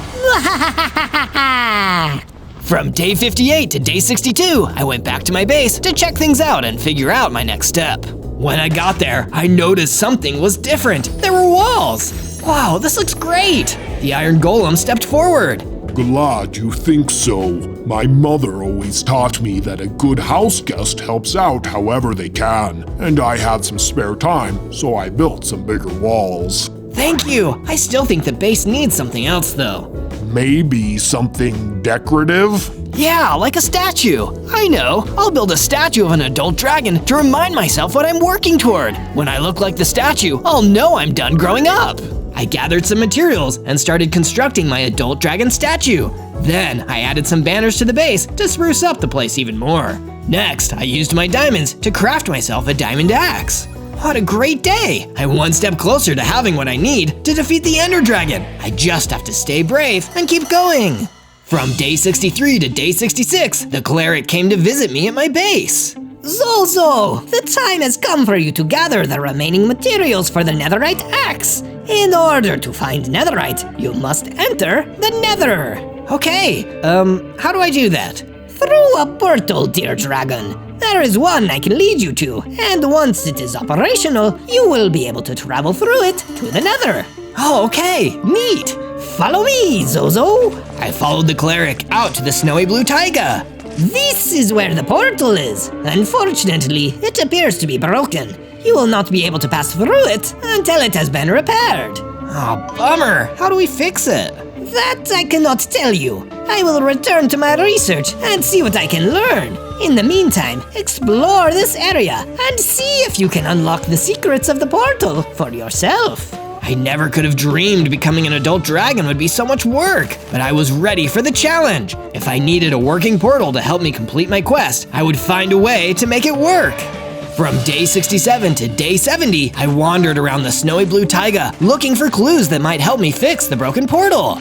Zozo, is that you, buddy? Oh hey, Komodo Carl! What brings you all the way out here? I came out here to visit some friends, but I ran into an ice dragon causing all kinds of trouble, freezing my vacation house. Oh no, let's go see if we can stop it. I followed Komodo Carl to his vacation home, and sure enough, there was a great big ice dragon stomping all over the place. Hey, what are you doing? Cut that out! You work for that infernal Ender Dragon. You can't tell me what to do. I don't work for her anymore. A likely story. Nice to meet you, little dragon. Prepare to be frozen in your tracks. Then the ice dragon rushed at me and attacked. I had gotten a lot stronger and better at fighting though, and I was able to defeat him and knock him down. Please, listen to me. I don't work for the Ender Dragon anymore. In fact, I'm trying to stop her, but I need help to do it. If you join me, maybe we can stop her once and for all. That would be more productive than taking out my rage on this random vacation home. You know what? I will join you. From day 71 to day 74, I returned to my base and found the Ender Blaze had beaten me to it. He was launching fireballs at everything in sight and had already knocked down one of the walls completely. No, stop that! If you want me to stop so badly, you'll have to fight me. What if I'm not strong enough? I guess I'll have to try anyway. I attacked the Ender Blaze, but he knocked me down. He's still too strong. What do I do? Perish. He attacked me, but I dodged it. Get away from our base, you fiend! The Iron Golem attacked the Ender Blaze, but the Ender Blaze grabbed him. I'll take this. Smell you later, foolish baby dragon. The two of them teleported away in the blink of an eye. He'd kidnapped my friend. No! That was too far. I needed to get strong enough to beat the Ender Blaze so I could save the Iron Golem who had helped me so much. I won't let you down, Iron Golem, no matter what. I can promise you that much. First, I had to repair the damage to my base. I rebuilt the busted wall and added a guard tower and a fence for extra protection in case Ender Dragon sent any more minions to attack me. Looking at my hard work, I couldn't help but feel regret for not putting in all these security features earlier. Meanwhile, back in the Red Rock Mountains. Excellent work, Ender Blaze. Without his little friend to help him, Zozo stands no chance. Not that he had one to begin with. There is none mightier than the Ender Dragon in all the land. And soon, everyone will bow down to me. From day 75 to day 78, the Warped Toad came to see me at my base. Zozo, I heard about what happened. I'm so sorry, little one. But all hope is not lost. I know, I just have to work harder. And you just need the right equipment. I'm sure you know by now that diamond weapons are more effective against the Ender Dragon, but they're also most effective against his Ender Blaze as well. I brought you this, and it should help you in your quest. He handed me a diamond sword. Thank you. Do you know where the Ender Blaze might have taken my friend? Yes, that was my second gift. You didn't give me a chance to show you. Anyway, here it is. Take this map, and it will lead you there. You've come a long way already, Zozo. I know you can do it. Thank you. Armed with the map and my new diamond sword, I headed off to confront the Ender Blaze for what I hoped would be the last time. From day 79 to day 84, I followed the map to the Ender Blaze's base. Give me back my friend, you monster! He came out of the base to face me. I could see the Iron Golem trapped behind him. Oh, I'm a monster, am I? And you aren't? For betraying the Ender Dragon, who took you under her wing and taught you what it means to be a dragon? Being a dragon isn't about hurting innocent people and being a bully. She's a liar. And you're a loser. Please, feel free to fight me again if you're so eager to taste defeat once more. I drew my sword and attacked as fast as I could. He blocked my attack with ease, and I started to get worried. Oh no, is this new sword enough to defeat him? Of course it's not. He hit me hard, knocking me down. It was looking like things might be over for me, when suddenly the Ice Dragon slammed into the Ender Blaze. Not so fast. I thought you only worked alone. I usually do, but I'm not gonna let the Ender Dragon ruin everything for our kind. Let's teach this guy a lesson. Here, take this. He tossed me a dragon enhancement potion, which I drank quickly. Ugh, tastes gross. Even though it didn't taste good, the potion made me transform into a full-grown adult dragon, and I gained hearts. Not such a little dragon anymore. Now, let's handle this Ender Blaze. With the Ice Dragon's help and my brand new strength and size, we were finally able to defeat him and free the Iron Golem. From day 85 to day 89, I headed out to the Badlands to collect some terracotta I could use to finish off my statue. It was perfect timing, finishing the statue of an adult dragon when I was finally one myself. I returned to my base and put the finishing touches on the statue. That looks great! Then the cleric came back to see me. Zozo, I have great news! I know how you can fix the nether portal. Take these obsidian blocks and use them to repair it. Then you can go through and collect the netherite you require. Awesome! Thank you so much! I took the obsidian blocks and ventured back out to the snowy blue taiga where the broken portal was waiting for me. I used the blocks to fix the portal, and then I was ready to enter the nether. Wow, this place is kind of spooky. I looked around for a while, and I saw some ancient debris. Oh, that's it! If I get that ancient debris, I can get some netherite! But as I ran toward the ancient debris, an enderghast jumped out and attacked me! I don't have time for this! Get out of my way! With my new strength and size, it was easy to blow that enderghast away! Then, I grabbed the ancient debris and headed back through the portal. Now I have everything I need! From day 90 to day 94, I emerged from the portal and was back in the snowy blue taiga. But my good mood didn't last long because the Ender Dragon was waiting for me.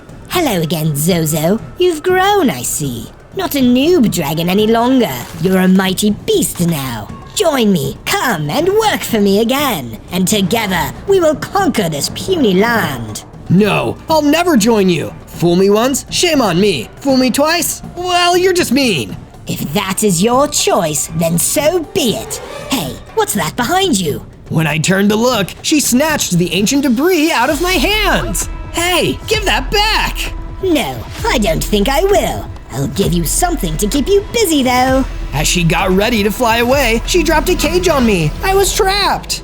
From day 95 to day 97, I used my fiery breath to destroy the cage so I could escape. Yay, I'm out! But now what should I do? I know, I'll go see the warped toad and ask him what to do. I traveled to the enchanted forest and tracked down the warped toad. When I arrived, he was lying on the ground, dying. Who did this to you? The Ender Dragon. She attacked me. I don't have much time. Listen to me. She's taken what she stole from you back to her base. You'll have to go there and retrieve it. Thank you for your heroism, Zozo. Goodbye. No! I'll make her pay for this, I swear! On day 98, I returned to my base and was greeted by a horrible sight. My base was completely destroyed while I was gone. She must have come here too. Curse her! This is terrible! I looked around for my friends that were living there, but they were gone. Oh no, what do I do? My base, my leader, my friends, she took everything from me. Not everything. I turned around and the Ice Dragon was there. I'm sorry you're sad, Zozo, but I can help. If the two of us team up, I think we can take down the Ender Dragon together. What should we do? We'll gather up our weapons and supplies, and we'll head to a base together. Then, we'll fight as hard as we can. Okay, let's do it. On day 99, the Ice Dragon and I journeyed into the wooded Red Rock Mountains where the Ender Dragon's base was. Ready? Not really, but I don't have much of a choice. Let's give it our best shot. Hello, traitors. Come to grovel at my claws? The Ender Dragon rushed us both. No, we're here to take you down. Ha, funny joke, but I'm finished laughing. Time to taste defeat. Time for you to freeze. The Ice Dragon attacked the Ender Dragon, but she dodged the attack and came back with an even harder hit. She knocked the Ice Dragon down, and he didn't get back up. No! I attacked next, but the Ender Dragon was still way too strong. I did get one good hit in though, and she dropped the ancient debris. With no other choice, I grabbed it and ran all the way back to my base. There, I was finally able to craft the netherite axe. When I did, I felt the strength coursing through my body, and when I looked up, the Ice Dragon and Lightning Dragon were back. You're alive! Sure am, and I'm ready for round 2. On day 100, the dragons and I returned to the Ender Dragon's base. We can't let this lady keep giving dragons a bad name. Let's show her what it really means to be a dragon. All together, we attacked the base. The lightning dragon and the ice dragon worked together to fight off her minions, while I went inside to find the ender dragon. Your days of stepping on the little guy are done. Ready to lose again so soon? If you're so eager, then let's fight. Well, I've got this now. I pulled out the netherite axe, and she actually looked a little bit scared. How did you get that? With a lot of help, because unlike you, I believe in kindness and friendship and kicking your butt. I ran at her with the axe and started fighting. This time, I knew I was strong enough. Before long, I delivered the final blow, and the ender dragon fell to the ground. Finally, there can be peace between dragons and the rest of the world. On day 1, I spawned in as APHMAU, ready to begin my latest Minecraft adventure. And wow, look, I've got 5 hearts. It must be because APHMAU is so good at making friends. But wait, there was nobody else around me in the forest. That didn't seem right. APHMAU always has her friends, especially her best friend, Ian. I started looking around to see if I could find him. Ian, can you hear me? Ian! I don't like hanging out in this creepy forest alone. But I wasn't alone. Suddenly, a huge humbaba came running out of the trees towards me. Are you calling for Ian? Oh, that annoying little brat has given me enough trouble already. If you're a friend of his, I'm gonna need to kidnap you too. So that's what happened to Ian. He always knew how to make a bad first impression. I turned and ran away from the forest. There was no way I could fight that big humbaba unarmed. Get back here, you little twerp. There will be no escape once I reach my full power. That didn't sound good. I kept running until I couldn't see the humbaba anymore and stopped to catch my breath after the chase. So he kidnapped Ian. I need to get him back. I really don't like that thing the humbaba said about reaching his full power. But I didn't have time to think about it. Suddenly, endermen were coming out of the trees all around me, grasping for me with their long, spooky arms. Uh-oh, gotta go. I ran off again until there were no endermen to be seen. I hid underneath a big tree to get some sleep in secret. It's harder to make friends in this world than I thought. On day 2, I woke up with a sore back. Sleeping on the ground under a tree isn't that comfortable. I needed to make myself a base. But first, I needed to get myself some materials. I started breaking down a tree with my bare hands to get the material for a crafting table. Ow! My hands are gonna be sore after that one. I built a crafting table and used that to craft my first set of tools. A wooden pickaxe, a wooden axe, and of course, a wooden sword. Now it's base building time. But there wasn't much space in the forest, so I headed out into the plains to start building my base on a wide, even plain. I admired the plains from my new balcony. Nothing can sneak up on me here. That's when I saw a bunch of freaky little creatures crawling towards my base. Are those enderiophages?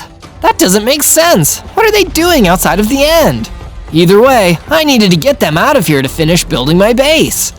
I went outside, pulled out my sword, and started attacking them, being careful not to let them attack me. If an enderiophage attacks you, you get ender flu, and nobody wants that. Get out of here, you nasty little viruses! I kept attacking them until there were no more left. And stay out. I went back in to continue working on my base. The first room I finished was my sleeping quarters, complete with a nice, comfy bed. This sure beats sleeping under a tree. On day 3, I woke up feeling well rested and decided to continue expanding my base. I left the plains and walked back into the forest to gather more material with my new tools. After all, I needed to build a room for Ian after I rescue him from the humbaba. On the way through the forest, I discovered an opening into a cave and decided to explore. Who knows what treasures I might find in there?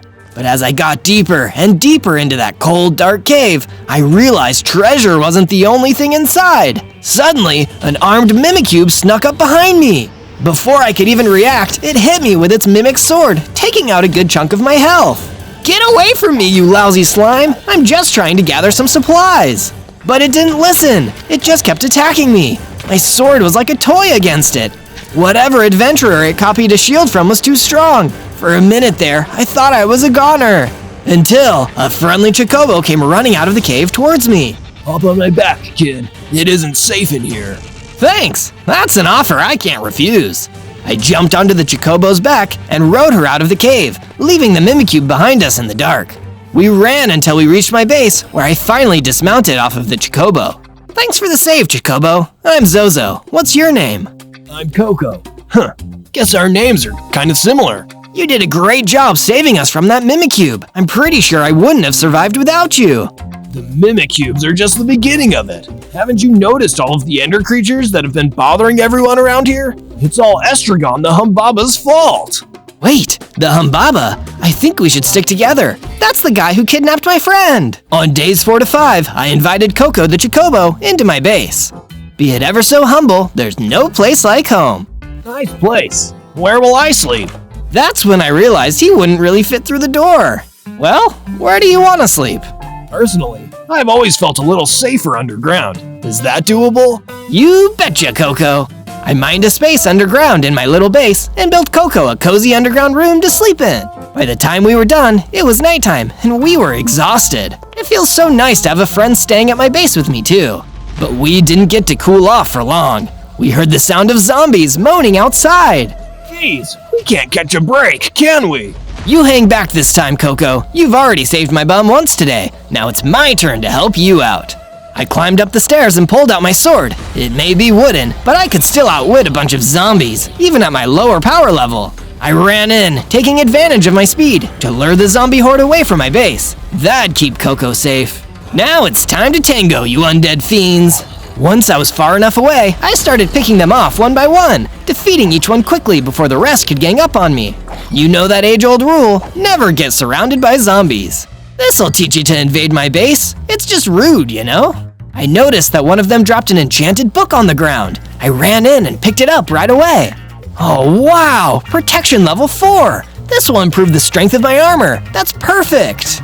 On days 6 to 8, I decided to build a chicken farm on my base so I could collect the eggs and make myself some nice meals. Once the new section of the base was built, I went out into the jungle to find some wild chickens roaming free. Here, little chickens, I'll put up some fences and make you some nests. While I was there, I collected a few apples from the trees, too. Munch, munch, munch. Back to full hearts. Nice! And just in time, too, because I saw Estragon the Humbaba coming towards me through the trees. He was carrying a bow with flaming arrows. We meet again, Zozo. You're a long way from your base. Estragon, I know your name now. What did you do with my friend Ian? Ian. I'm sick of hearing that name. Almost as sick as I am of keeping him as a hostage. But it'll all be worth it when it's time for the sacrifice. What? Sacrifice? What are you gonna do to my friend? I've told you too much already, Zozo. Now it's time for you to run. If you want to survive, that is. He started shooting fireballs at me, and all I could do was run away. There was no way I could face him with just a wooden sword. Run, Zozo, run! It doesn't matter. I'll catch you in the end, no matter what. He kept firing more fireballs as I kept running. There were so many I could barely dodge them all. I just kept ducking and weaving between the trees. They were my only protection. Why can't you just leave me alone? I can't have you getting in the way of my plans, Zozo. I won't risk it. Luckily, I was still faster than he was. I was able to keep running until I passed through a gap too small for him. By the time he could make it around, I had hidden behind a tree. You can't hide forever, Zozo!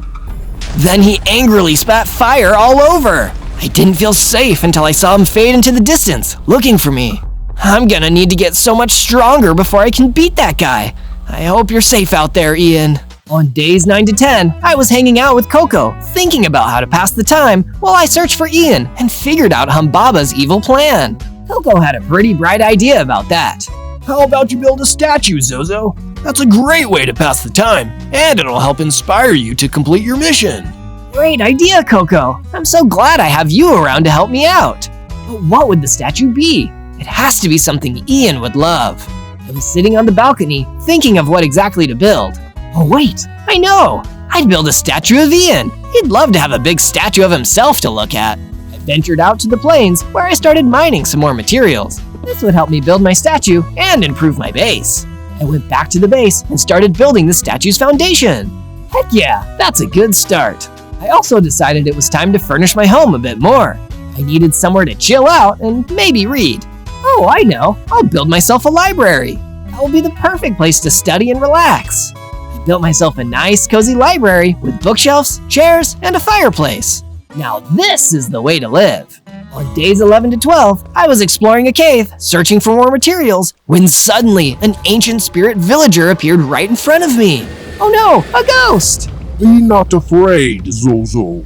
How do you know my name?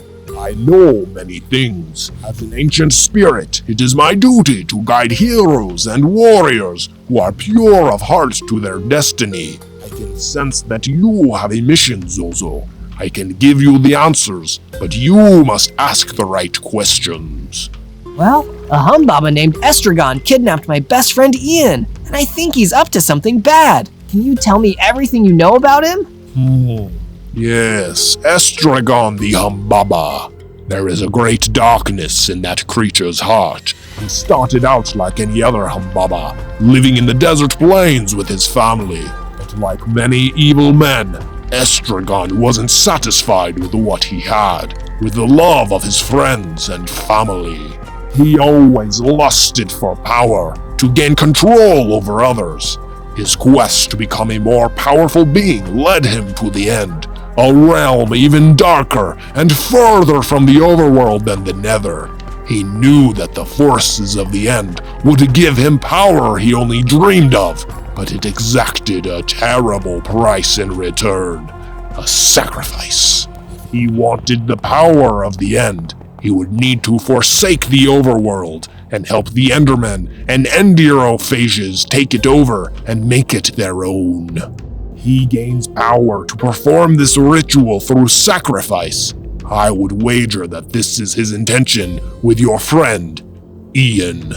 What? That's even worse than I thought! I need to get stronger and defeat this guy before he can hurt anyone else. From days 13 to 15, I returned to the cave where I first met Coco the Chocobo. If I wanted to get strong enough to defeat Estragon the Humbaba, I needed to at least be strong enough to defeat that Mimikyu. As I got deeper into the cave, I saw it was waiting for me on top of a stalagmite. Clearly he had gotten some flair for the dramatic. As it hopped down towards me, I dodged and went for his back, trying to hit him where he couldn't block with his shield. He took a lot of hits from my wooden sword, but eventually I did manage to defeat it with a good swing to the back. The fight made a difference because I could feel myself leveling up. I went from 5 to 8 hearts, got twice as strong, and gained a new ability, Disguise. APHMAU is great at fitting in, so I could now convince some lower level mob groups that I'm one of them, just as long as I don't act too out of character. This will probably come in handy later. After that, I mined some stone and left the cave. All this will help me rescue Ian and stop Estragon someday. On days 16 to 19, I built myself a crafting room so I could make better gear. I used my crafting table and the stone I'd collected to make myself a new set of gear, a stone sword, a stone pickaxe, and a stone axe. We've just entered the Stone Age, baby! I realized I needed more materials for base building and crafting. That's why I started exploring an underground cavern near my base. The deeper I got into the cavern, the more I noticed how cold it had gotten, even cooler than you'd usually expect for an underground cavern. That's when I noticed an Iceman standing deeper into the cavern, waiting for any intruders to enter. He was walking towards me. I needed to think fast. Now is probably a good time to try out my new disguise ability. As the Iceman approached me, I switched into my Iceman disguise. Hey, who goes there? Hey, it's me, fellow Iceman. So nice to see another one of my cold bros down here. Oh, yeah, I guess it is nice to see another Iceman down here. It looks like my disguise worked. Well, what can I do you for, fellow Iceman? You mind if I mine some materials? I need to upgrade my equipment. Sure thing, bud. Be my guest. My new disguise ability was already coming in handy. With the Iceman's approval, I mined some extra stone and made my way back to my base. On days 20 to 22, I woke up to Coco the Chocobo outside the door to my bedroom, frantically calling for me. Zozo! Zozo! It's an emergency! What's wrong, Coco? Estragon the Humbaba is right outside. I think he's here to see you.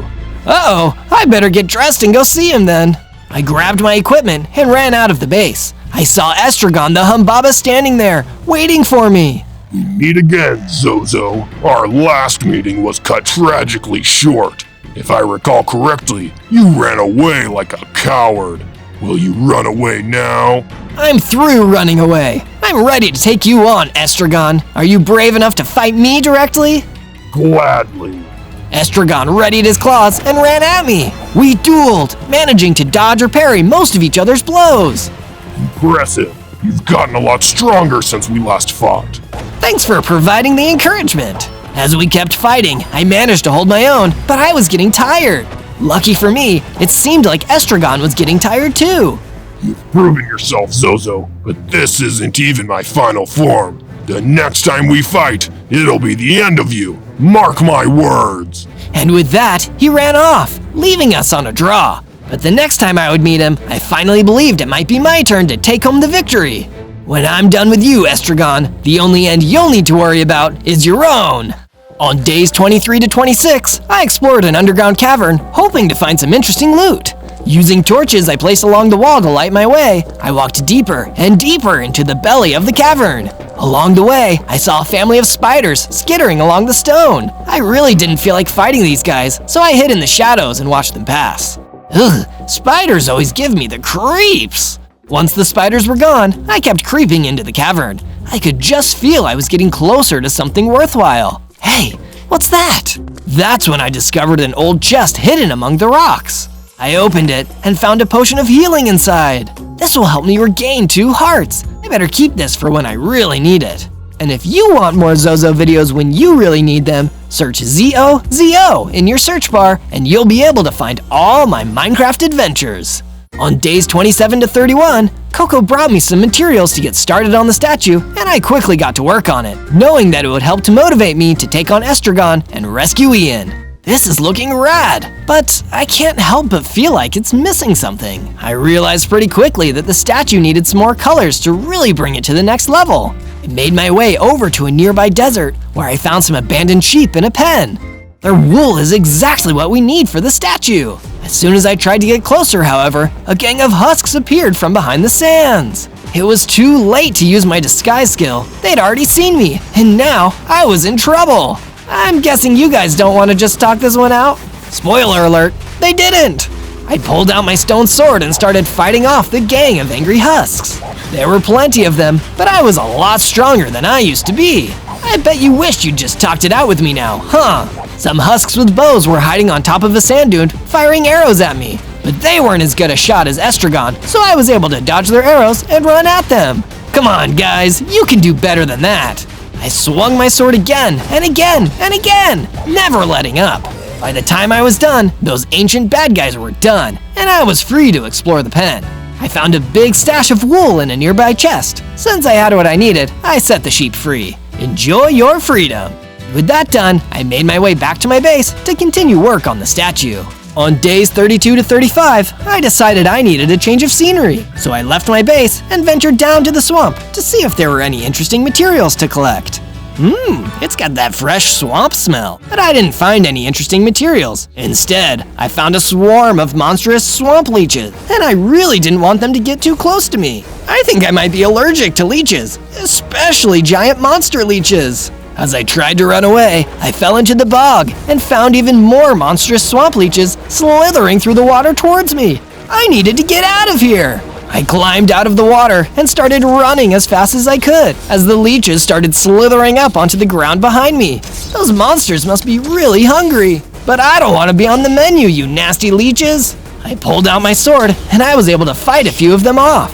But every time I took out a few of them, more crawled out of the water. I was on their turf now. Okay, I'm leaving. Just please stop trying to eat me. After running for a while, I finally managed to escape all the hungry leeches. I stopped for a minute to catch my breath, and that's when the Iron Chicken ran out to meet me. Please, kind stranger, I need your help. Of course, tell me what's happening. My chicken friend was kidnapped and dragged away into a tomb, but it's too heavily guarded for me to go and get her back myself. Will you help me do it? I will. My friend got kidnapped too, so I know exactly how you feel. I'll get right on it. On days 36 to 39, I followed some instructions the Iron Chicken gave me until I found my way over to the ancient tomb. Of course they'd be hiding the kidnapped chicken in the creepiest place possible. Duh. Getting in wouldn't be easy. I could see a powerful looking stone monster guarding the gate, and I had no idea what other enemies or traps were waiting for me inside. I needed to think of a way to approach this tactically. Wait, I have an idea. The stone monster hadn't seen me yet, so I could use my disguise skill to infiltrate the building without needing to fight the stone monster. Once I was inside, I could try to find the chicken and sneak back out. It'd be a flawless plan, and nobody would need to get hurt. That's the APHMAU way. What could possibly go wrong? Days 40 to 43, I put my plan into action. I used my disguise ability to take on the form of a stone monster and approach the stone monster guarding the entrance to the ancient tomb. Hey there, fellow stone monster. How's it going? Do I know you? Well, we're both stone monsters, aren't we? What's up? You guarding the tomb? Can I go in? Look, buddy, this is a security job. I don't let anyone into this tomb unless I know them. So, who are ya? I feel like I definitely know you from somewhere. Are you a friend of my brother, Michael? Yes, that's it. Some would say I'm his best friend. Me and Mikey go way back. So, you mind if I enter the tomb? You dope. I don't have a brother. I'm taking you down. My disguise was foiled. The stone monster ran towards me, and I used my speed and agility to dodge around him and run into the ancient tomb. Don't worry, chicken. I'm coming for you. I ran into the tomb. It was a cold, dark passageway where I could barely see in front of my face. Put up a couple torches along the walls just so I could find my way around. That's when I found a potion of night vision laying around on the floor of the tomb. This is perfect, just what I needed. I took the potion just in time to see a vicious ruby mummy running towards me. It gave me the fright of my life. I dodged the lunging mummy and only then noticed a green chicken cowering behind the mummy. Hey chicken, come with me. We need to get out of this scary dump. I didn't have to tell the chicken twice. She ran after me as I ran out of the tomb, leaving the shambling ruby mummy behind us. We also passed the big, strong stone monster on the way out and left the tomb for good. The green chicken and I returned to the swamp where she was reunited with her good friend, the Iron Chicken. Thank you, Zozo. I'll never forget this. No problem, Iron Chicken. I just hope I don't need to go into any more creepy tombs anytime soon. On days 44 to 49, after reuniting with the chickens, I decided I needed a little reminder of the friend I was doing all of this to save. I haven't forgotten about you, Ian. That's why I continued working on the statue with some of the materials I'd been gathering. It was getting a little taller every day. I loved seeing my work get better and better like this. Okay, the statue is coming along nicely, but now I need to beef up my home defenses a little. I mined some stone out of the ground nearby and started building a wall around the base to keep it secure from any potential attackers. I'd like to see Estragon break in now. Oh wait, I should probably build a door. I built a double door into the front of the perimeter gate and mounted torches all around the sides to ward off mobs. After that, I got to work making Ian a room of his own. He needed a good place to stay after I got him back from Estragon. While I was at it, I decided to add a kitchen as well. Can't live off of apples forever. Now my base was really coming along. On days 50 to 53, my new security system was put to the test when Estragon the Humbaba attacked the base again. And this time, he brought friends. There was an army of Enderophages, headed by one of Estragon's generals, the Mutant Enderman, who was larger and stronger than your average Enderman. You just don't know when to quit, do you, Estragon? Why would I quit, Zozo? I hold all the cards. You've been getting too big for your boots. This is gonna teach you a valuable lesson about your place in things. Minions, attack! On Estragon's order, the army attacked. I thought my new perimeter wall would keep me, Coco, and our base safe, but that's when the Mutant Enderman came in. He teleported past the wall and opened the door from the inside. That's when the Enderophages came storming into the base. Uh-oh, this isn't good. I pulled out my stone sword and tried my best to fight off the Enderophages. But as they attacked me, I caught the Ender Flu and felt myself getting temporarily weaker. I wasn't even strong enough to stop them from getting to Coco the Chocobo. Zozo, help! They've got me! Coco, no! But it was already too late. Estragon teleported away with Coco. All that was left at the base was me, the Enderophages, and the Mutant Enderman. That's it! All of you bad guys are going down!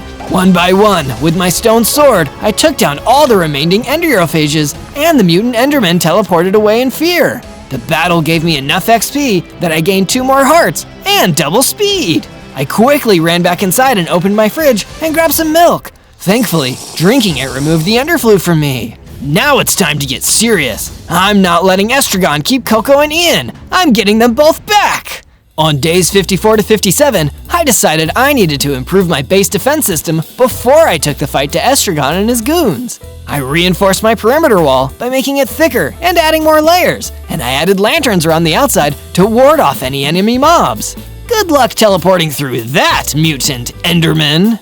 The next defense I needed was knowledge. That's why I returned to the underground cavern where the wise ancient spirit villager was waiting for me. Ancient spirit villager, I need your help! Estragon keeps attacking me and taking my friends, but I don't know where to even start looking for him to get my friends back. Where should I look? Well, I think I may have an answer for you, Zozo. Across the forest, in the Badlands, there is an ancient temple, which I believe is owned by Estragon the Humbaba. Perhaps, if you find this place, you can discover Estragon's end portal. If you find that, you may be able to rescue your friends and stop his terrible plans. That sounds like a plan, but first, I'm gonna need to improve my weapons and equipment. If I want to take on Estragon, I need to become more powerful than ever. That's when I set off for a nearby mine. On days 58 to 62, I entered the mine and started mining iron ore with my stone pickaxe. This will be perfect for upgrading my gear. But while I was mining, I suddenly felt a presence behind me. I turned and saw the mutant Enderman lurking in the dark. You again? I've had enough of you. The mutant Enderman teleported toward me, but I wouldn't let him get the advantage here. I pulled out my stone sword and finally put an end to the crafty teleporting villain. He had one final trick up his sleeve though. Before I could back off, I got sucked into the ender energies that exploded out of him. By the end of it though, I was in a lot better shape than he was. You picked the wrong side, mutant Enderman. I gathered up the rest of the iron and returned to my base. There, I used my crafting table to create an iron sword, an iron pickaxe, an iron axe, and a full set of iron armor. Looks like I'm getting stronger and stronger every day. Yeah! On days 63 to 66, I continued working on the statue. It was coming along well, but it still had a long way to go. And it was a heck of a lot harder to build without any of my friends here to help me. But I had to keep going, because that's what heroes do. That, and go on adventures, of course. If you want to make sure you never miss an exciting Zozo adventure, hit subscribe and click the bell to get notifications. We promise we've got some even cooler adventures on the way, and you can even suggest your ideas for adventures down in the comments. I love hearing what you have to say. But now, it's time to continue my quest. Let's do this!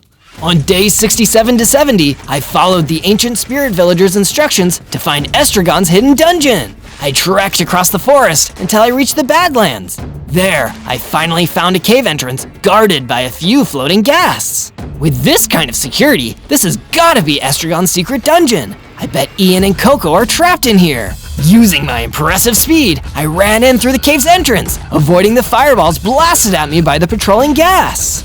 You can't catch me. I'm gonna get in there and save my friends. On days 71 to 74, I entered the dungeon. There were wither skeleton skulls on the floor, but suddenly, in a black puff of smoke, they reanimated into wither skeletons.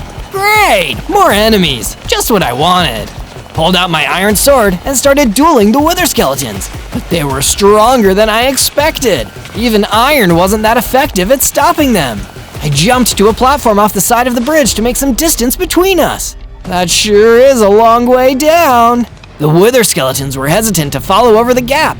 Then I took a look around and noticed something sitting on the ground nearby. I couldn't believe what I was seeing. Whoa, a mace! That's one of the most powerful weapons out there. Looks like I'm getting some good luck after all. With the mace, I made short work of the wither skeleton squad, blasting them all into a pile of ebony bones. Not so tough now, huh? After defeating the wither skeletons, I noticed a gate at the back of the dungeon. I just knew that whatever I wanted, it was hiding behind that door. Let's go! On days 75 to 78, I walked through the gate at the back of the dungeon and entered Estragon's lair. The Humbaba was standing there, waiting for me, with a huge end portal on the ground behind him. I bet you're proud of yourself. You've come so far. And what a shame it'll be what happens to you in the end. Do you have any final regrets? Yeah, not taking you down sooner! I pulled out my new mace and ran toward Estragon. He tried to dodge, but I was too fast for him. All it took was one good strike, and Estragon was thrown across the room.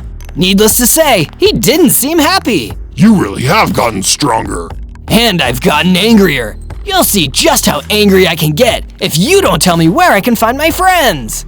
Oh, you'll find them. But to find them, you'll need to follow me. Estragon jumped into the end portal and disappeared. I wasn't going to let him get away, so I jumped in right after him. On day 79 to 84, I arrived in the end, where Estragon the Humbaba was already waiting for me on top of some kind of tower. The sky above was pitch black. Something about this place made me shudder all the way down to my bones. Welcome, Zozo, to the end. I hope you find it as hospitable as I do. Give it up, Estragon. It's over. Tell me where you're keeping my friends. Oh, they're right here, Zozo, but you'll never see them again. Isn't that just tragic? Now this creep was really making me angry. Not as weak as I used to be, Estragon. I can defeat you now. Perhaps you can, but can you beat me after this? Estragon the Humbaba started floating off the top of the tower. I could feel an energy building in the air. What was happening here? Prepare to witness true power, Zozo. In a puff of poisonous purple mist, Estragon harnessed the power of the end and transformed into an Ender Dragon, one of the most powerful enemies imaginable. This is what it's all been building to. I've harnessed the power of the end and become stronger than I could have ever hoped to be. Soon, with the help of my Endermen and my Endriophages, I will conquer the world. I'll never let you do that. You'll be too dead to stop me. Estragon the Ender Dragon fired a purple fireball at me. I had no hope of surviving like this. I ran away and hopped back into the end portal. If I couldn't figure something out soon, we'd all be doomed. On days 85 to 89, I ran back through the forest to my base. By the time I got back there, I was exhausted from the journey and from my last fight. I needed to take a nap and get my energy back. That's when I got an unexpected guest. The ancient spirit villager floated into the room and woke me up. Ancient spirit villager? What are you doing here? Seems the situation has become graver than ever, Zozo. Our shared enemy, Estragon, has taken the form of an Ender Dragon. I know that, ancient spirit villager. I saw it happen. Then you know how much is at stake, what we must do in order to stop him and save the overworlds from his tyranny. You still think I can beat him? If you wish to save your friends, Ian and Coco, then you will have to. But you will need to get stronger first. Here, take this. The ancient spirit villager gave me a sharpness enchantment, which would make my mace even stronger. But if I wanted to beat this new Estragon, I needed to make my spirit stronger as well as my weapons. Feeling well rested, I went out to the statue and put on the final finishing touches. It looked amazing, just like my friend Ian. I knew when he finally saw it, he'd love it. He always was a little full of himself. That's when the ancient spirit villager appeared to me one more time. Zozo, my time is almost at an end, but I have a message to impart to you. If you wish to survive the wrath of the Ender Dragon, you must wear the ultimate armor. You will find it in a chest, hidden in the Nether Wastes. There is a portal to the Nether on the stone shores. You can do it. I believe in you. And with that, the ancient spirit villager faded away. I would need to do the rest alone. Thank you, ancient spirit villager, for everything. On days 90 to 94, I used the sharpness enchantment the spirit villager gave me on my mace to make it stronger. I took my enhanced mace and made my way to the stone shores. I could see the nether portal glowing in the distance. It's now or never. Have I made that joke before? There were a few zombies scattered along the shoreline. When they saw me, they immediately started running towards me. Thankfully, by this point, I was way too strong for them. I took them all out with my mace and ran towards the portal. Nothing is gonna stop me now. I jumped into the portal and was suddenly transported to the fiery nightmare world of the Nether. Now I've got to find that chest. This place is way bigger than I thought. As I wandered further into the Nether Waste, I was attacked by a horde of zombified piglins, all oinking furiously. Guys, I'm just looking for the chest. I don't want any trouble. But they weren't interested in listening. Instead, they all attacked me and gave me no choice but to fight back. Take this and that. My mace was so powerful now, it only took one strike each to destroy them. The biggest problem was that my mace was slow, so it took me a while to work through them all. They really should give you guys a raise. Once the zombified piglins were taken care of, I continued exploring until I found an empty bastion remnant. This must be where all those zombified piglins came from. I wonder if they were guarding something. I crept inside, and that's when I saw it. The chest! The exact thing that the ancient spirit villager told me about. I opened it up and found something amazing inside. A set of netherite armor, the strongest armor ever. This would be perfect for keeping me safe against the wrath of Estragon. With the armor in my inventory, I ran back to the portal. It was time to return to my base and prepare. Don't worry, Ian and Coco, I'm coming back for you soon. On days 95 to 96, I continued the prep for my final battle back at the base. I used my library to craft a few new enchantment books that'd give me the edge in the fight against Estragon. Even though my netherite armor was already the strongest armor you could get your hands on, it could still be stronger. I gave it the projectile protection enchantment so I could withstand anything that Estragon the Ender Dragon threw at me. But I didn't stop there. When you think dragons, you also think fire. That's exactly why I also gave my netherite armor the fire protection enchantment. You won't be able to toast me now, Estragon. But I couldn't just load all my efforts into defense. My mace was powerful, but it was also slow, and it was no good at long range. Not exactly great when your enemy can fly. That's why, just to be sure, I also made a throwing axe to keep in my inventory, just in case Estragon decided to cheat and use his wings. And to think, I started this journey as just a fun YouTuber. Now I'm a powerful dragon hunting warrior. Let's go! On days 97 to 98, I made the hard trek across the forest toward the cave where Estragon was keeping his end portal. I was nervous. After all, the Ender Dragon was one of the strongest enemies I'd ever faced. But I knew in my heart that I could win this thing and save my friends.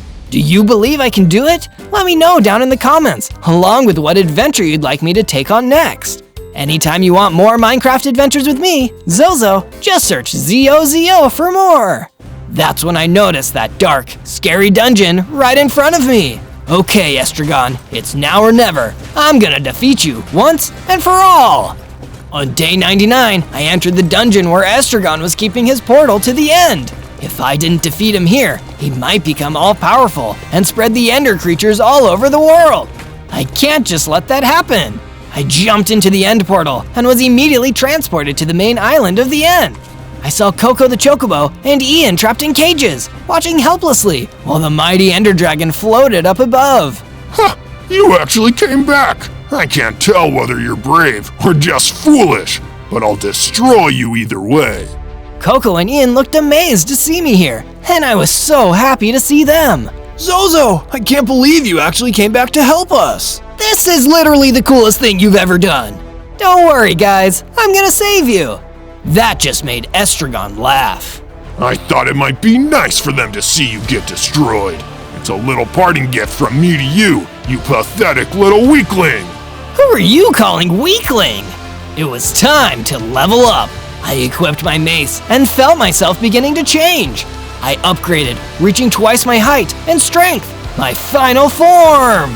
Let's do this, Estragon. Estragon immediately swooped down towards me, doing the Ender Dragon dive. I quickly ran and dodged out of the way as he collided with the ground. That was too close. I grabbed my mace and ran towards him, ready to deal a blow, but he was already up and flying around again. Aw, come on, that's not fair. He unleashed a purple fireball that flew down towards me and exploded, filling the area around me with that lethal pink haze. I could hardly breathe. I needed to get out of here before it depleted my health. This is even worse than Ender Flu. The Ender Dragon had so many attacks, I could barely keep up. Just as I was recovering from the poison gas, the Ender Dragon flew towards me again, spewing a barrage of normal fireballs down onto me.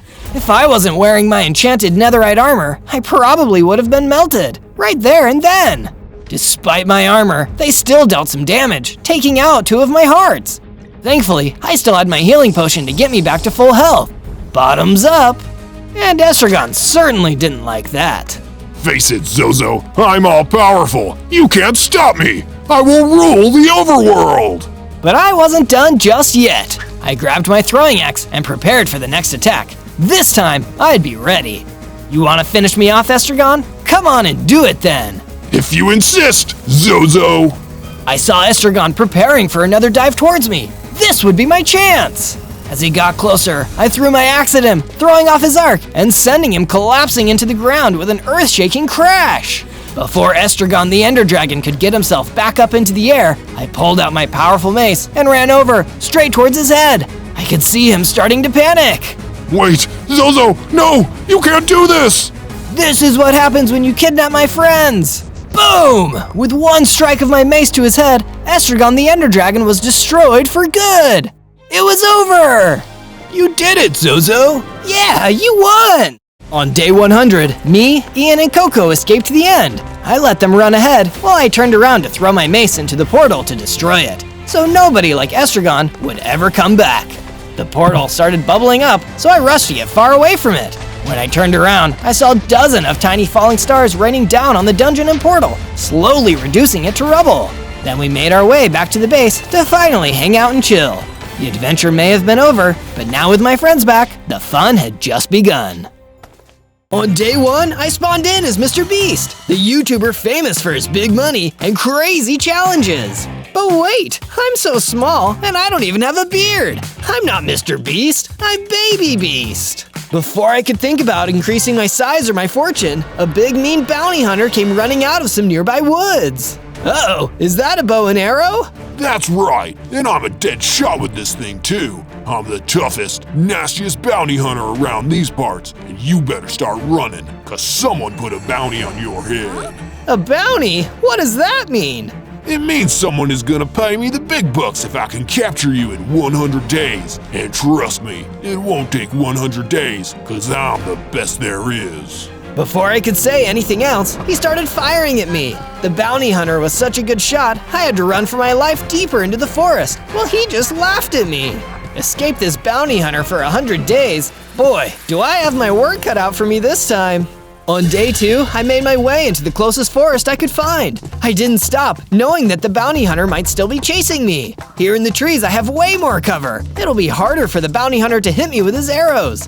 Gosh, and I definitely don't want to get hit by those arrows. I only have 3 lousy hearts. I kept running, looking over my shoulder now and then to see if anybody was following me. Phew, it looks like I might have lost him. For now, anyway. That's when a huge gorilla charged out of the trees. He was buff and tough, as you'd probably expect from a gorilla. Sorry that I'm in your forest, Mr. Gorilla. I'd give you some money for it, but I'm not full MRBEAST yet. It's an emergency though. I'm being chased by a bounty hunter. The gorilla laughed. Yeah, I know you're being chased by a bounty hunter, because he hired me to help him. If I take you to him, we're gonna split the bounty. Oh, come on, that's not fair. How can you sleep at night going after innocent people like this? Believe me, the bounty money will help. With that money, I'll be a gorillionaire. And with that, he attacked me, pounding me with his huge gorilla fists. I tried to fight back, but without any weapons and only my puny punches, I didn't leave a scratch on him. Huh, this really is like taking candy from a baby. Just when it seemed like all was lost, a donkey with a saddle came running at us out of the woods. Hop on my back if you want to live. So I hopped on the donkey's back, and she carried me out of there. That was close, too close. That'll do, donkey, that'll do. On day 3, the kind donkey who saved me took me back to her secret hideout, deep in the woods. There, I met the donkey's friend, a pig who was also hiding out. This is Napoleon. He's the smartest pig I've ever met. Well, I don't know about the smartest, but I definitely know a thing or two. Wait, that's perfect. If you're super smart, then maybe you can help me with my quest. What quest is that? I'm being chased by the meanest, scariest bounty hunter in the world, and if he gets me in the next 100 days, I'm toast. They say the best defense is a good offense. If you don't want this bounty hunter fella to get to you, then you need to stay under the radar, get strong, and get him first. Now that's a cool idea. How would I start, Napoleon? You're gonna need tools, weapons, and a secret base for starters, and from there, the training will begin. Taking Napoleon's advice, Donkey and I set off further into the forest. The bounty hunter wouldn't get me over the next 100 days, I'd get him. On days 4 to 5, Donkey and I decided to start gathering our first materials. The forest was full of trees, so it wouldn't be hard to find wood. Come on, Donkey, let's get ourselves some wooden blocks. It wasn't easy to punch down the trees, but with the help of Donkey, we'd soon broken down enough trees to make a crafting bench and some basic wooden tools. It's crafting time. I made myself a wooden pickaxe, perfect for a low-level player like me. But why settle for a low-level tool?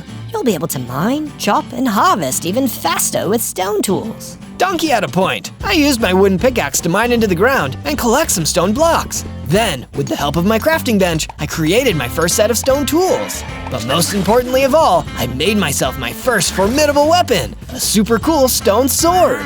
Let's see that bounty hunter mess with me now. The next piece of advice Napoleon had given me was building a secret hideout. It couldn't be too obvious, or the bounty hunter would find me easily. I picked a spot between some trees and started mining downwards. Underground would be the perfect spot for my base. I built some stairs and a place for Donkey and I to sleep underground, with some torches to light the way. Hopefully the bounty hunter would never notice us here.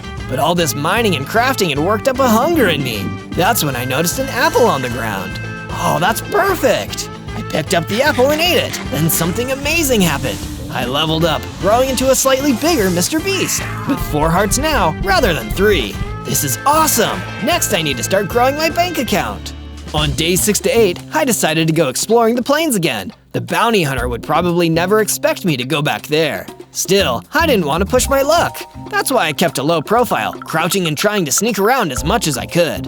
When you're up against a crazy bounty hunter, stealth is a good skill to practice. But my stealth came under fire when I saw an innocent young gazelle getting chased by a gang of spooky husks. I wanted to stay under the radar, but I could not help someone in trouble. Get away from her, you nasty husks! I pulled out my stone sword and charged in, ready to take them all on. But the battle wasn't as easy as I'd hoped. The husks attacked back, and I was fighting for my life. One of the husks attacked me and knocked off some of my hearts. That's it, no more Mr. Nice Beast. Fueled by my determination, I fought back, and soon all the husks were destroyed. Then the gazelle came in to thank me. Thank you saved me. I'll be forever in your debt. Don't mention it, Gazelle. Is there anything else I could do to help? Well, I was wandering across the plains with my father, Papa Gazelle, when all these undead attacked. He told me to run, but he's still trapped back there. Can you help him? Of course, Gazelle. Let's do it. On days 9 to 10, me and the young gazelle ran across the plains, looking for her father. He had to be around here somewhere. Look, that's him, over there. I turned and saw the last thing I wanted to see. Papa Gazelle being chased by a wither boss. He was firing explosive skulls and barely missing the poor gazelle. Uh-oh, withers are stronger than anything else I've faced. Please, we need to try. It's the only way to save my papa. I couldn't say no to that, so I once again took up my sword and ran towards the wither, trying to hide my fear. Pick on someone your own size, wither. So then, he started picking on me. The wither turned and fired a flaming skull that exploded on the ground next to me. I immediately knew there was no way I'd be able to win this fight at my current strength. I'll never be able to stop the bounty hunter if I get destroyed by a wither. Feeling ashamed of myself, I ran away. I retreated back to the young gazelle. Come back to my base with me, Gazelle. We'll figure out a way to save your dad back there. On days 11 to 12, I came back to my base with Gazelle, ready to make some upgrades and improvements. We went underground, and I mined an additional room for Gazelle to sleep in. But that's when I realized something important. An underground base is a great hideout, but if the bounty hunter finds us here, we're trapped. I need to build an escape tunnel. So that's what I started building. The escape tunnel would be an ongoing project though. I couldn't build one big enough for us all in just one day. During my day of mining and crafting, I paid another visit to Donkey and asked her what she knew about the bounty hunter and why he could have been after me. Well, it's probably got something to do with the prophecy. Prophecy? What prophecy? For the longest time, humans have kept the beasts down. You know, beasts like me and Napoleon and Gazelle, and humans like it that way. But prophecy tells of a human who will liberate the beasts from human control and deliver us all to freedom. The prophecies say that this man would be named Mr. Beast. Wait, Mr. Beast? I'm playing Mr. Beast. Maybe the prophecy is about me. That explains everything.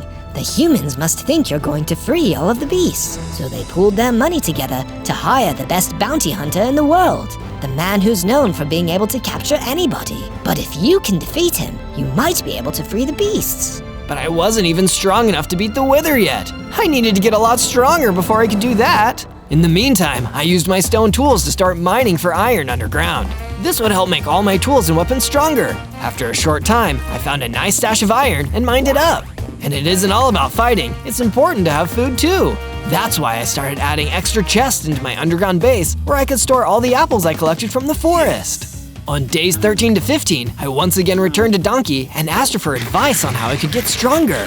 Well, the best way to get stronger is by training. And the only way to train is to really test yourself. Which biomes have you visited? Now that you mention it, Donkey, I've only ever visited the forest and the plains. There's your problem. You're never gonna get stronger if you don't master every biome. Try to defeat a powerful enemy in the desert next. Great idea, Donkey! Before I headed to the desert biome, I needed to upgrade my equipment. I used the ironite mine to forge myself a new set of iron tools and some iron armor. And like Napoleon had said earlier, sometimes the best defense is a good offense. So I made myself a cool iron sword too. I'm feeling stronger already! I left my base and crossed the forest until I found myself at the desert biome. Already, this place was way nastier than the other biomes. In my new armor, the heat was killing me. Speaking of killing me, that's also when the gorilla appeared from behind and hit me. Thought you could forget about your pal the Gorillionaire, huh? That's a mistake you'll pay dearly for, my friend. What? How did you sneak up on me like that? I have my ways. Now it's time for me to take you down. I'm gonna get that bounty. The gorilla attacked me again, but this time I was stronger. His punches didn't do nearly as much damage against my iron armor. Now it's my turn, Gorillionaire. With a few hits from my iron sword, he was down and I'd won. That's when I saw he dropped a frontiersman cap. This lets the wearer move faster while sneaking. This must have been how he snuck up on me. I equipped the hat myself. This would be super helpful in avoiding that awful bounty hunter. Just then, I started to feel stronger and I gained another heart. 5 hearts? That's more like it. I guess the desert training was worth it. Feeling better than before, I went back to my base and continued working on my escape tunnel. We made some good progress, but I wasn't going to feel much safer until it was complete. On days 16 to 19, I decided it was time to try getting rich by exploring an underground cavern. After all, you can't be Mr. Beast without getting rich. I bet there are some great precious gemstones down here. I used my iron pickaxe to easily mine through the stone all around me, setting up torches along the way so I could see where I was going. That's when suddenly, an elder skulk crawled toward me out of the darkness. Bet you never thought you'd see me down here. No offense, dude, but I don't even know who you are. I'm the Elder Skulk, and I'm working with the bounty hunter to bring you down. Jeez, why is everybody working with this meanie? I don't get it. Money, my boy. It makes the world go round. If you have enough money, you can do anything. Even pay you guys to leave me alone? Sure, but you're gonna need a lot of money to beat what all the humans are paying us to come after you. Now let's go. But I wasn't gonna go down without a fight. As the Elder Skulk came running at me, I dodged his most powerful attack and took out my sword. It only took a few choice swings to take the monster down, but at least he'd given me a new idea. If I can't beat the bounty hunter, maybe I can buy him.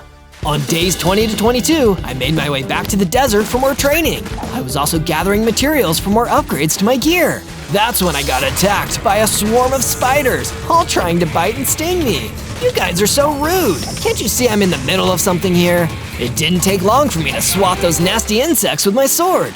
Then they dropped a protection enchantment along with some string. This will make my armor even stronger. I applied the enchantment and felt my confidence rising too. That's when I remembered something important. Papa Gazelle, I can save him now.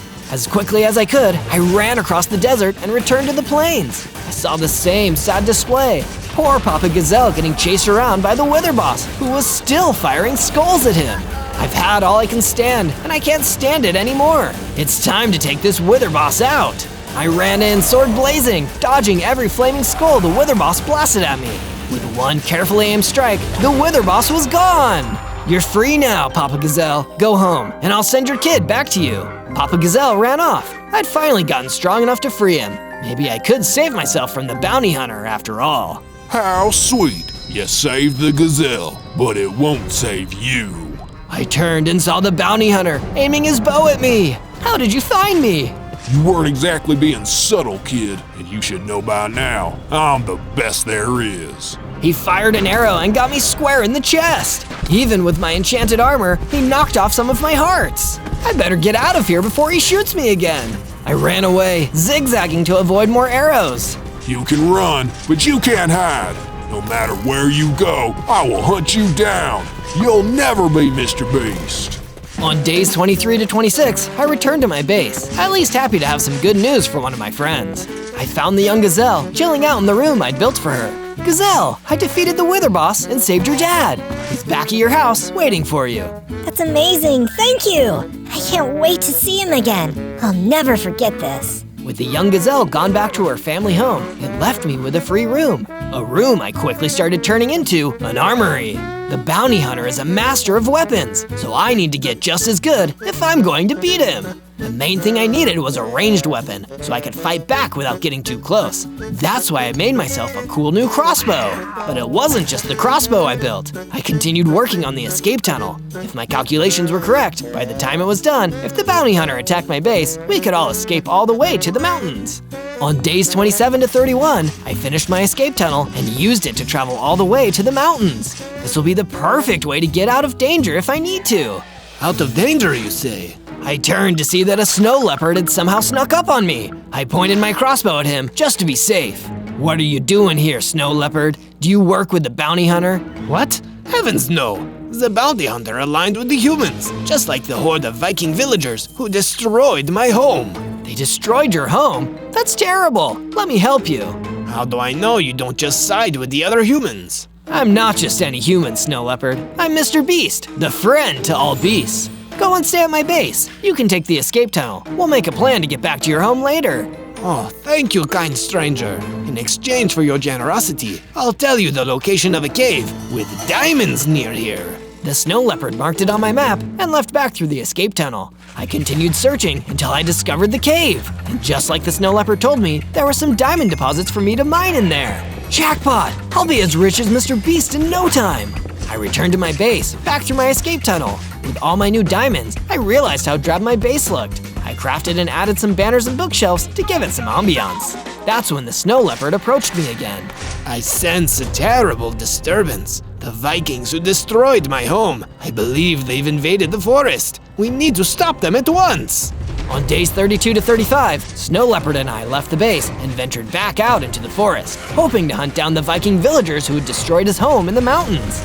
Look, there they are. I'd recognize them anywhere. I looked straight ahead and saw what the Snow Leopard had seen. A group of armed Viking villagers surrounding the secret hideout of Napoleon the Pig. He was doing his best to reason with them. I don't want any trouble, fellas. I swear. I'm just a humble pig. Leave me be. But they weren't listening. The Viking villagers were about to attack Napoleon. I pulled out my crossbow and started blasting, hoping to distract them. Instead, it all broke out into chaos. Some of the Viking villagers ran towards me. Bird ran forward to meet and fight them. But as much as I tried to fire more crossbow bolts at the Viking villagers running for Napoleon, I was already too late. They destroyed him and burned down his hideout. Napoleon, no! This unlocked the secret rage of me and Snow Leopard. We charged in, him using his claws and teeth, and me pulling out my sword. It didn't take long for us to defeat the remaining Viking villagers. I'm so sorry about your friend. Perhaps humans and beasts can never live in harmony. On days 36 to 39, I needed a change of scenery to help me process Napoleon's death. I decided to make my way to the beach, sneaking all the way to make sure that the bounty hunter didn't come after me when I was most vulnerable. That's exactly the kind of mean move he'd go for. But while I was exploring the beach, I found another beast hanging around, a boar. He looked like he needed some help, and because he reminded me of Napoleon, I decided I'd do whatever I needed to. What's up, Mr. Boar? Do you have a problem that a Mr. Beast could help with? I was fishing for some magic yellow fish in the nearby ocean, but a small group of aggressive giant lobsters stopped me. I can take care of them, no problem at all. I found my way to the boar's fishing spot and saw the lobsters skittering around, snipping their big red claws. But they were no match for my crossbow. I pulled it out, and with a few well-placed shots, all the lobsters were gone. It felt good to be able to help someone after I'd had such a bad day. I went back to the boar and told him the good news. In return, he told me something interesting. The bounty hunter had a weakness. His powers were reduced in the dark. Thanks for the tip, Mr. Boar. That'll probably come in real handy. On days 40 to 43, I returned to my base and continued to spruce it up. I installed lanterns down the length of the escape tunnel just to make it easier to use. That's when Donkey approached me with a request. I heard about some horse friends of mine that escaped from a human stable. Would you mind building some extra rooms for them down here so they have somewhere to be? Of course, Donkey. That'll be no problem at all. I mined a few extra rooms and widened the entrance to the secret base so we could fit some of Donkey's new horse friends inside. The more the merrier. While the horses filed in, Snow Leopard came into my room and shared some vital information. My snow leopard senses have been speaking to me again. There's an abandoned mine deep in the forest that I visited once. I have a feeling you may find something you're looking for there. Just be warned, it may be looking for you too. On days 44 to 49, I made my way deep into the forest in the dead of night. I started traveling at night more often since the boar told me the bounty hunter's weakness. Soon enough, I'm gonna be strong enough to beat you, bounty hunter. Eventually, I found the abandoned mine that the snow leopard had told me about and crept inside. It was dark and spooky in the abandoned mine, so I used some torches to light the way. However, the second the torches were in place, I heard something coming towards me. Hey, who goes there? I was lucky and dodged in time as an arrow flew towards me and embedded itself in the wall next to me. An arrow that could have only belonged to one person I knew, the bounty hunter. Hello again. You've fallen right into my trap. The bounty hunter stepped out of the darkness. I know about the prophecy, bounty hunter. I know why the humans paid you. They know I'm Mr. Beast, and they hate the beasts, so they want to stay in control of them. The bounty hunter laughed. They don't hate the beasts. They're jealous of the beasts. They were born with brains, but the beasts were born with natural strength and instincts. What they really want is to harness the beasts, produce something with the mind of a human and the strength of a beast. Such a thing is impossible, bounty hunter. Impossible? You fool, it's already happened. Then, another thing charged out of the dark towards me. A creature I'd never seen before. A huge villager beast. A fusion of human and beast. And it was ready to fight me. Good luck. You're gonna need it. And with that, the bounty hunter disappeared, leaving only me and the villager beast. It was time to fight. On days 50 to 53, the villager beast ran at me, moving faster than I'd ever seen a human move before. I fired at him with the crossbow, hitting him with multiple arrows, but it didn't even seem to hurt or slow him down. The villager beast rammed into me and knocked me back against the wall, almost stunning me. I pulled out my sword and tried to fight back. It was shockingly fast and strong, managing to deflect or simply ignore most of my attacks. In the end, it took all the strength I had to finally defeat this unnatural monster. Jeez, I hope I never have to fight one of those horrible things again. When the villager beast died, it left a book marked research notes on the ground. It seemed to have been written by some kind of evil scientist, probably the one who'd first made this monster. The tests are going well, but the subject is still far too weak. I need the bounty hunter to capture even stronger creatures if I'm to master the fusion and create the ultimate combination of human and beast. The time will soon come when I have perfected the process, and then nothing will stop us. Uh-oh, that doesn't sound good. On days 54 to 57, I climbed out of the abandoned mine, shaken by my fight with the villager beast. It seemed that the plans the bounty hunter was involved with were so much worse than I thought. I wanted to go back to my base and warn the others, but when I left the mine, Sven the Viking, one of the strongest Viking warriors of all, was waiting for me, sword at the ready. Well, you survived. That's impressive. The villager beast is a powerful creature, but my instructions are clear. The bounty hunter told me to destroy you if you survived and escaped, so I guess that's what's gonna happen now. Sorry. I didn't have the time or patience to listen to Sven's babbling, so I fired at him with my crossbow. Once, twice, 3 times. But somehow, every time, he dodged. Can't we just talk this out, man? I pulled out my sword, and Sven kept attacking me. He was a strong fighter, but I'd beaten the villager beast, so he didn't seem that challenging in comparison. Once he was gone, he dropped an interesting item on the ground. Some Outback leggings, which massively increase your ability to dodge projectiles. So that's how he kept dodging my crossbow bolts. I better take these for myself. They'll probably come in handy for the next time I face the bounty hunter. After I equipped the Outback leggings, I made my way back to the base. I met with the snow leopard again, told him about all the crazy things that had happened, and showed him the book that I collected from the villager beast. This is troubling. These writings, they seem to be the work of the plague doctor, a mad scientist who had theories about fusing humans and beasts to create the ultimate creatures. I thought he was gone, but he seemingly returned. This means all of us are in danger. It's worse than I possibly could have thought. On days 58 to 62, after receiving the disturbing news from Snow Leopard about the Plague Doctor, I decided to work on improving and upgrading the base however I could. First came the escape tunnel. I built a track along the floor of the cave so a minecart could be installed. This would make it a lot easier and faster to get from one end to another. I think I'll give it a spin right now. Woohoo! I took the minecart down to the other end of the escape tunnel and ventured out into the mountain biome again. I explored the diamond cave that Snow Leopard had shown me and mined even more diamonds. I used the escape tunnel and the minecart once again to take these back to my base where I built my first pieces of diamond gear, a diamond chest plate, and an awesome diamond sword. I ended the 4 days by building additional levels and rooms to my underground base in case we needed to help more beasts hide from the bounty hunter and the evil Plague Doctor. There's only one way out of this, and it's with all of us working together. On day 63 to day 66, Donkey came up to me with a clever idea. Humans have been known to use boats to travel along the river in groups. Maybe if you follow the river along, you might be able to find one of their settlements, or even find your way to the bounty hunter's new lair. Good idea, Donkey! I'll wait until nightfall, then the bounty hunter will never see me coming. So that's exactly what happened. I waited until nightfall, then I made my way out through the forest until I found the river. Then I just followed the river along. Suddenly, I got a spooky feeling, like something was waiting nearby, and turned to see a night apparition floating right behind me.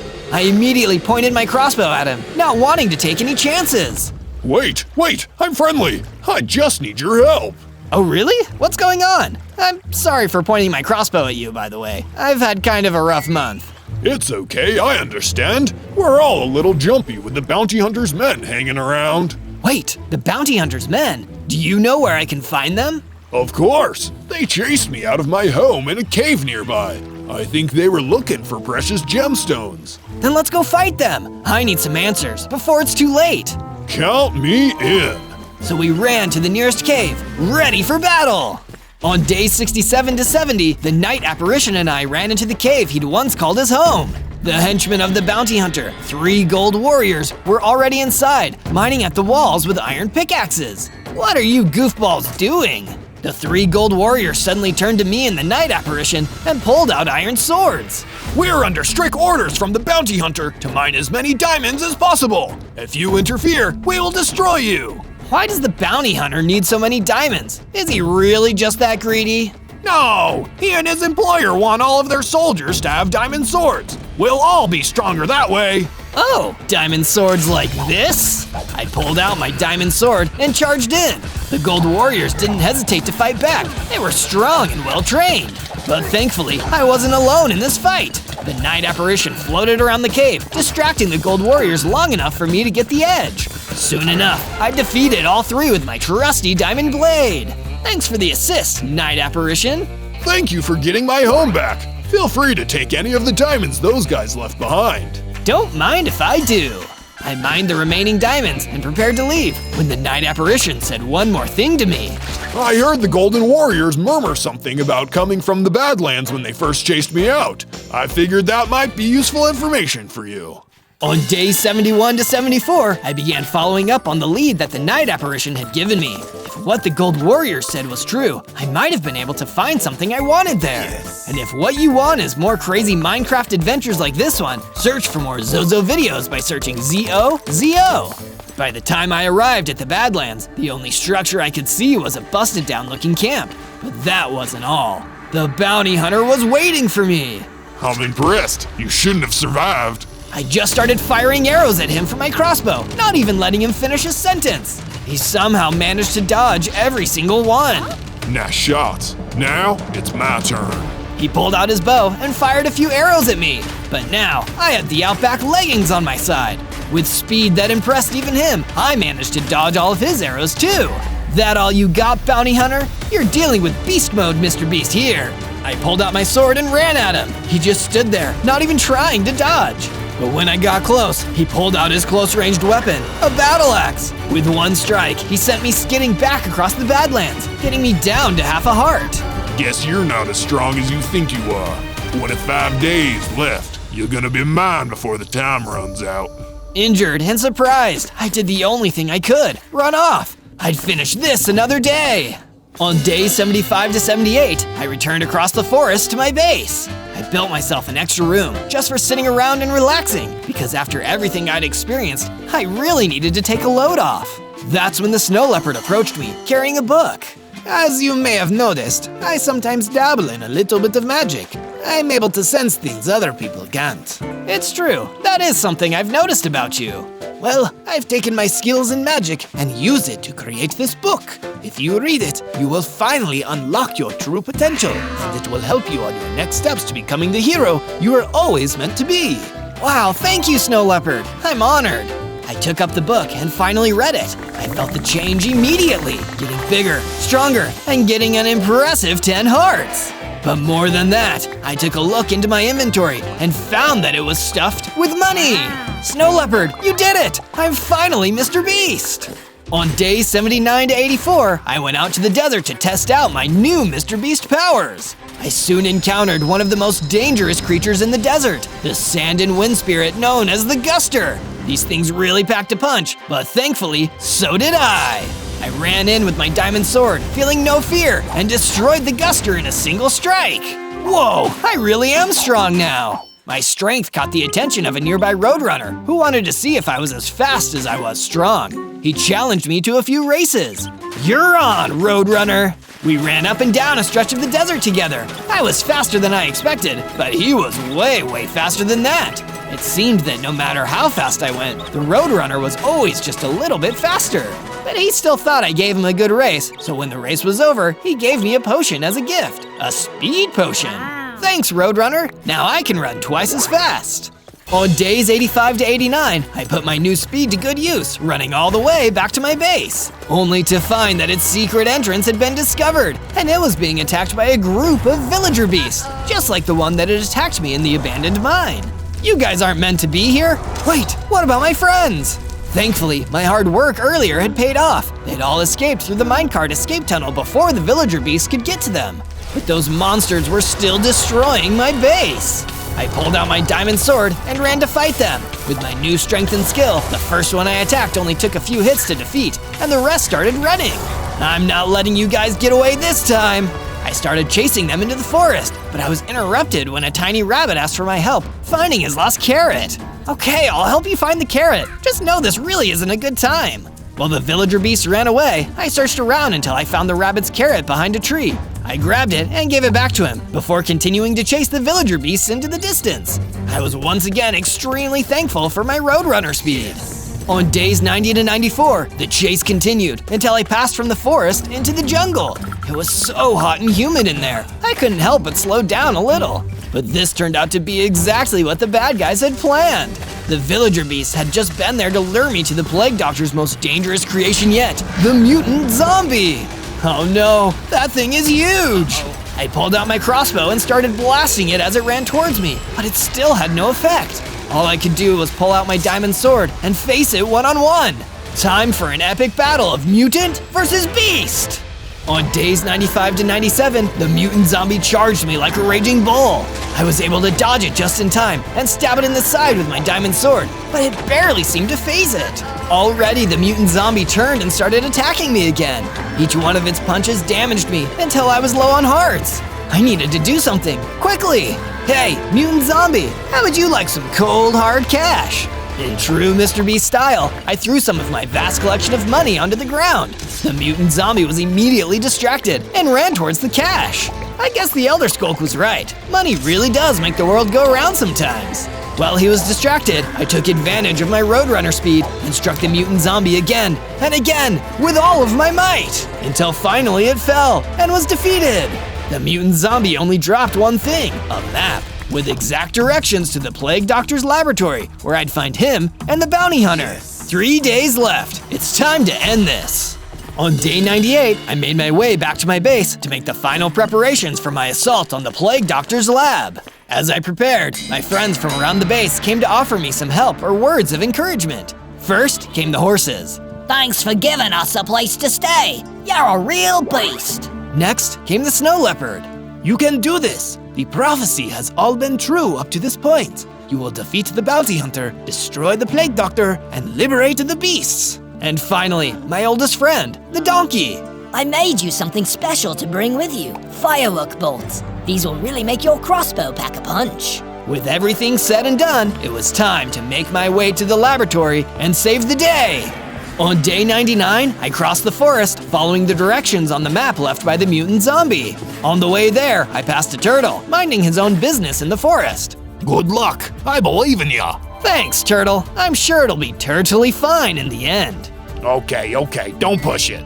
I kept walking, remaining stealthy, until I saw the Plague Doctor's laboratory in the distance. But this wouldn't be as easy as I thought. The building was surrounded by villager beasts. I loaded up one of my new firework rounds into my crossbow and prepared to fire. But if I missed my shot, would it lead the other one straight to me? I might have miscalculated here. That's when an unexpected old friend turned up. It was the young gazelle, who I'd saved months ago. She ran past the front of the laboratory, catching the attention of the villager beasts. They started chasing her, running away from the entrance of the laboratory. Finally, my chance! Using my Roadrunner speed, I ran straight for the door. On day 100, I entered the laboratory, crossbow loaded and ready to fire. The laboratory was eerie. It was filled with cells containing more villager beasts, who must have been the failed experiments of the Plague Doctor.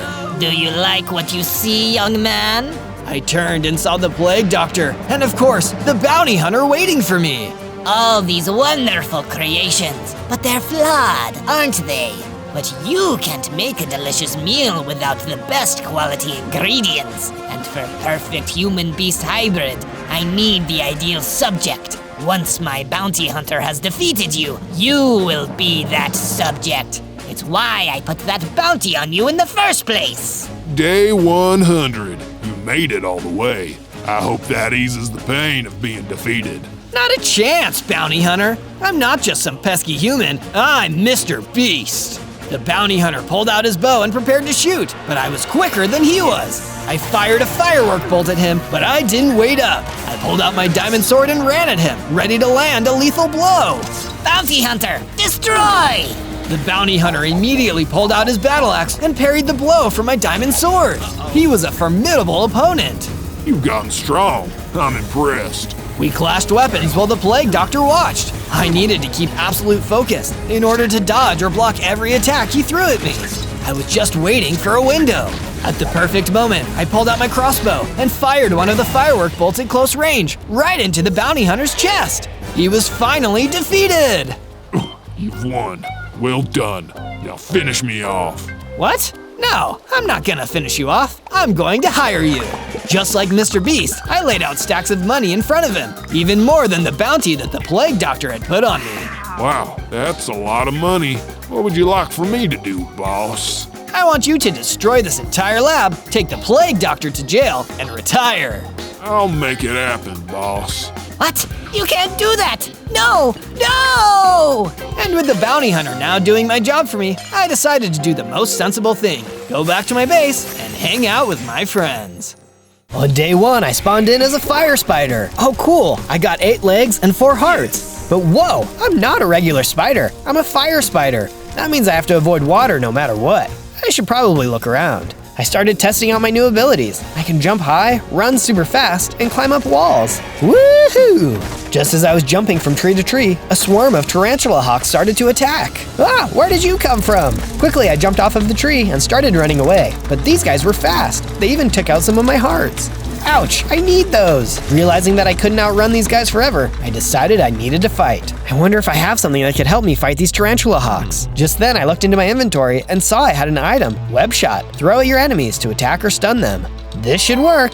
Quickly, I put this ability into effect and started throwing webs at the tarantula hawks. Whoa, this is awesome! I managed to bring down several of the tarantula hawks with my web shot until there was only one left. He quickly fled before I could take him down. Ha! And stay out, you flying fiend! I proceeded to look around a little more before I decided to call it a night. On day 2, I woke up hungry and decided to make my first web. I placed it in the tree and waited. Soon, I caught a fly. Tasty. Then I went and took a look around. I stumbled upon a hole in the ground and decided to check it out. Maybe I can find some more fire spiders here. Well, I couldn't find any more fire spiders. I managed to find some stone, but I couldn't mine it because it required tools. I better go get some resources. Just as I was about to leave, a bunch of badgers started to attack. Hey, what's the big deal? These guys were tough, but I managed to fling web shots at them and managed to defeat them. They dropped some loot in the process. I picked up a stone pickaxe and sword. Oh, these will come in handy. With the pickaxe, I mined the stone and even found some iron that I could use for later. Wow, this hole is great! After checking to make sure there were no more badgers, I decided to set up camp in the hole. After clearing out some space, I set up a little place for myself, and even started to build other houses, just in case some more spiders were to come. On day 3, I climbed out of the hole and started gathering wood from the surrounding trees. Just as I was about to bring down one of the trees, I heard a noise. Hey, stop that down there! Suddenly, a pigeon flew down from the top. What do you think you are doing? Oh, sorry, I didn't know anyone was living in this tree. Well, there is. You can't just go around destroying everything you see like some kind of barbarian. I didn't mean any harm, I promise. He sighed. Just be careful next time. Just as the pigeon was talking, a falcon came out of nowhere and started to attack. Oh no, not this guy. You better run, little fire spider. Instead, I used my web to attack the falcon and knock him out of the sky. Oh, thank you so much. That falcon has been attacking me and my friends for a long time. You're most welcome. I'm always looking for ways I can help. Why was he attacking you? He is a servant of the Lizard King, the evil ruler who enslaves animals with fear. Oh no, that's terrible. This Lizard King sounds like he's a real handful to deal with. My name is Percy, and I would be happy to help you with anything you need. Thank you, I could use help. You know, I have a place that you and your friends can stay to keep away from falcons. It's underground and I'm still building it. Would you like to come? Most of the time, pigeons don't like living underground, but that sounds like the safe idea. On days 4 and 5, I helped Percy put together some houses for him and his friends. This place is going to look great, Zozo. A safe haven, away from the Lizard King. You're right. I'm gonna have to see if I can get more critters out of danger. I also don't know where any fire spiders are. Well, in the meantime, I will stay here and continue working. Before you go, I wanted to give you this. Percy gave me some iron armor and a sword, made from the iron I had found earlier. I thought it best for your journey. Take care, my fiery spider friend. Thanks, Percy. I will return. Soon I was off to find the Lizard King, when all of a sudden, the tarantula hawk I fought on the first day returned with even more of his friends. We shall have our revenge on you. They all started swarming me with their stingers. Ouch, leave me alone! With the new sword, I managed to defeat most of the tarantula hawks, but the main tarantula hawk was heading right for me. I will defeat you and take you to the Lizard King myself. He was tougher to beat than the other tarantula hawks. I even took some damage from him. You may be strong, but I won't be defeated. Dodging his blows with my speed and jumping ability, I kept on striking him until at last he was defeated. As he disappeared, he dropped some bronze armor as well as a beaker of poison. If I'm going to come in contact with any more of the Lizard King's minions, I'm gonna need this. On days 6 through 8, I continued my journey to find the Lizard King. Along the way, I managed to find a village. Hello, anyone here? I went through all the buildings, gathering supplies where I could find them, but could not find anyone. How could an entire village just vanish like this? I started hearing what sounded like voices from one of the center buildings. Maybe there are some villagers still here. After following the voices, I discovered who was in the building. It was the Lizard King. He had on a huge crown and had big red eyes. Yikes, those are gonna haunt my nightmares. Gathering up what courage I had, I charged towards the Lizard King. Hey, why are you being so cruel to all the creatures of this land? They just want to live peaceful lives, free from bullies like you. The Lizard King looked at me with those red eyes. The tiny fire spider who defeated my tarantula hawks. You will pay for your actions. Attack! Then all of a sudden, the floor started shaking, and from out of the ground spawned a giant desert centipede. Uh-oh, this could be bad. The centipede was strong, it had over 20 hearts, and it was quick. It's a good thing I can jump and climb, or this thing would surely take me out. Then I remembered I had the beaker of poison, and prepared to use it on the centipede. Just as I was about to use it, the centipede attacked and knocked the beaker out of my hand, shattering on the floor. Oh no! The centipede grabbed onto me, shaking me around with its mandibles, and shaking the hearts out of me. This is not good. Just as I was about to lose my last heart, the Lizard King commanded he let me go. That's enough. I still need subjects to rule. You really thought you could defeat me? Ha! Come back again when you are worthy. That fight did a lot of damage to me, and all of a sudden, I blacked out. On days 9 and 10, I awoke to a different location. It looked like one of the houses in the village, only it was really damaged and there were webs on the walls. Ah, spiders! Oh, wait, I'm a spider too. I climbed around the damaged house to see if any more spiders were around. Hello? Any other spiders around here? Regular or fire type? Any will do. Or anyone? Preferably ones who don't want to squish me? I looked around a little more, and eventually I spotted what appeared to be a small, normal spider. Hey, where am I? Oh good, you're awake. It's good to see you up. Where's the Lizard King? Where's the centipede? You fought the Lizard King and his centipede? It's a miracle you're still alive. When I found you, they were both gone. I was really worried you weren't going to wake up, but couldn't not help a spider in need. We brought you here to look after you. We? Who's we? Well, me and my brothers and sisters. Brothers and sisters? There's more of you? Oh yes, at least 700. We live in dark, shadowy areas near here, under the protection of Daddy Longlegs. Would you like to meet him? Sure. Oh, and what's your name? Marcy, I'm a jumping spider.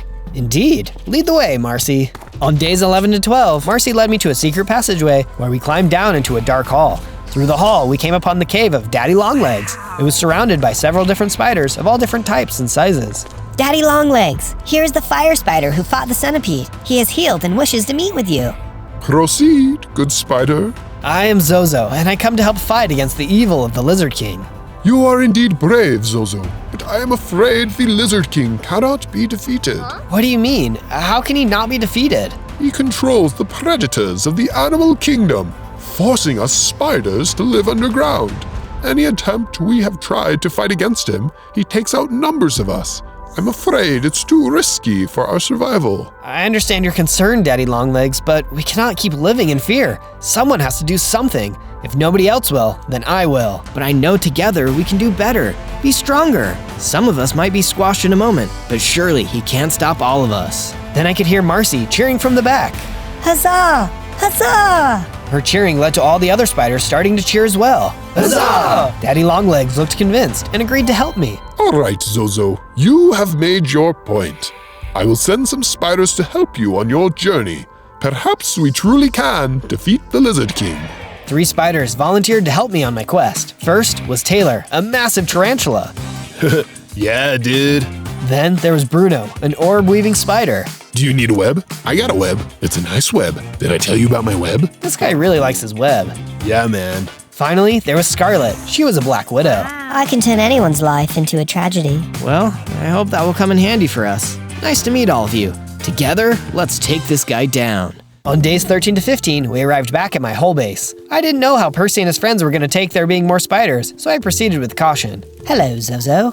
Hey, Percy. Wow, you got a lot of work done. This base is looking even better than I thought it could. Thanks. I managed to convince some other birds and animals to come make this their new home. You've done great. Hey, I wanted to tell you something. Sure. What is... Oh, more spiders! What are these animals doing here? They look tasty to me. Yeah, dude. Before this tension was to become a battle, I had to calm down both sides. Listen, in order for us to defeat the Lizard King, we must stay strong together, no matter what species we are. Also, no eating the birds. Yeah. All right, sorry. After that was over, I managed to get everyone working together to create a giant statue of our hero. I hoped it could be seen as a symbol of justice and goodness for all walks of life. Can you tell what we're building? On days 16 to 19, I got a chance to meet all the new members of the base. Hey, how are you?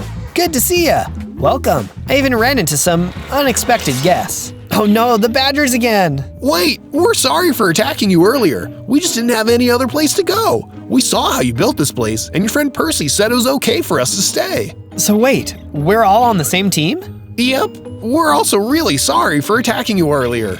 It's all right. I guess I can understand you being scared of someone trying to harm you. Welcome to the base. I have said that no matter our differences, we've got to work together to defeat the Lizard King. Thank you.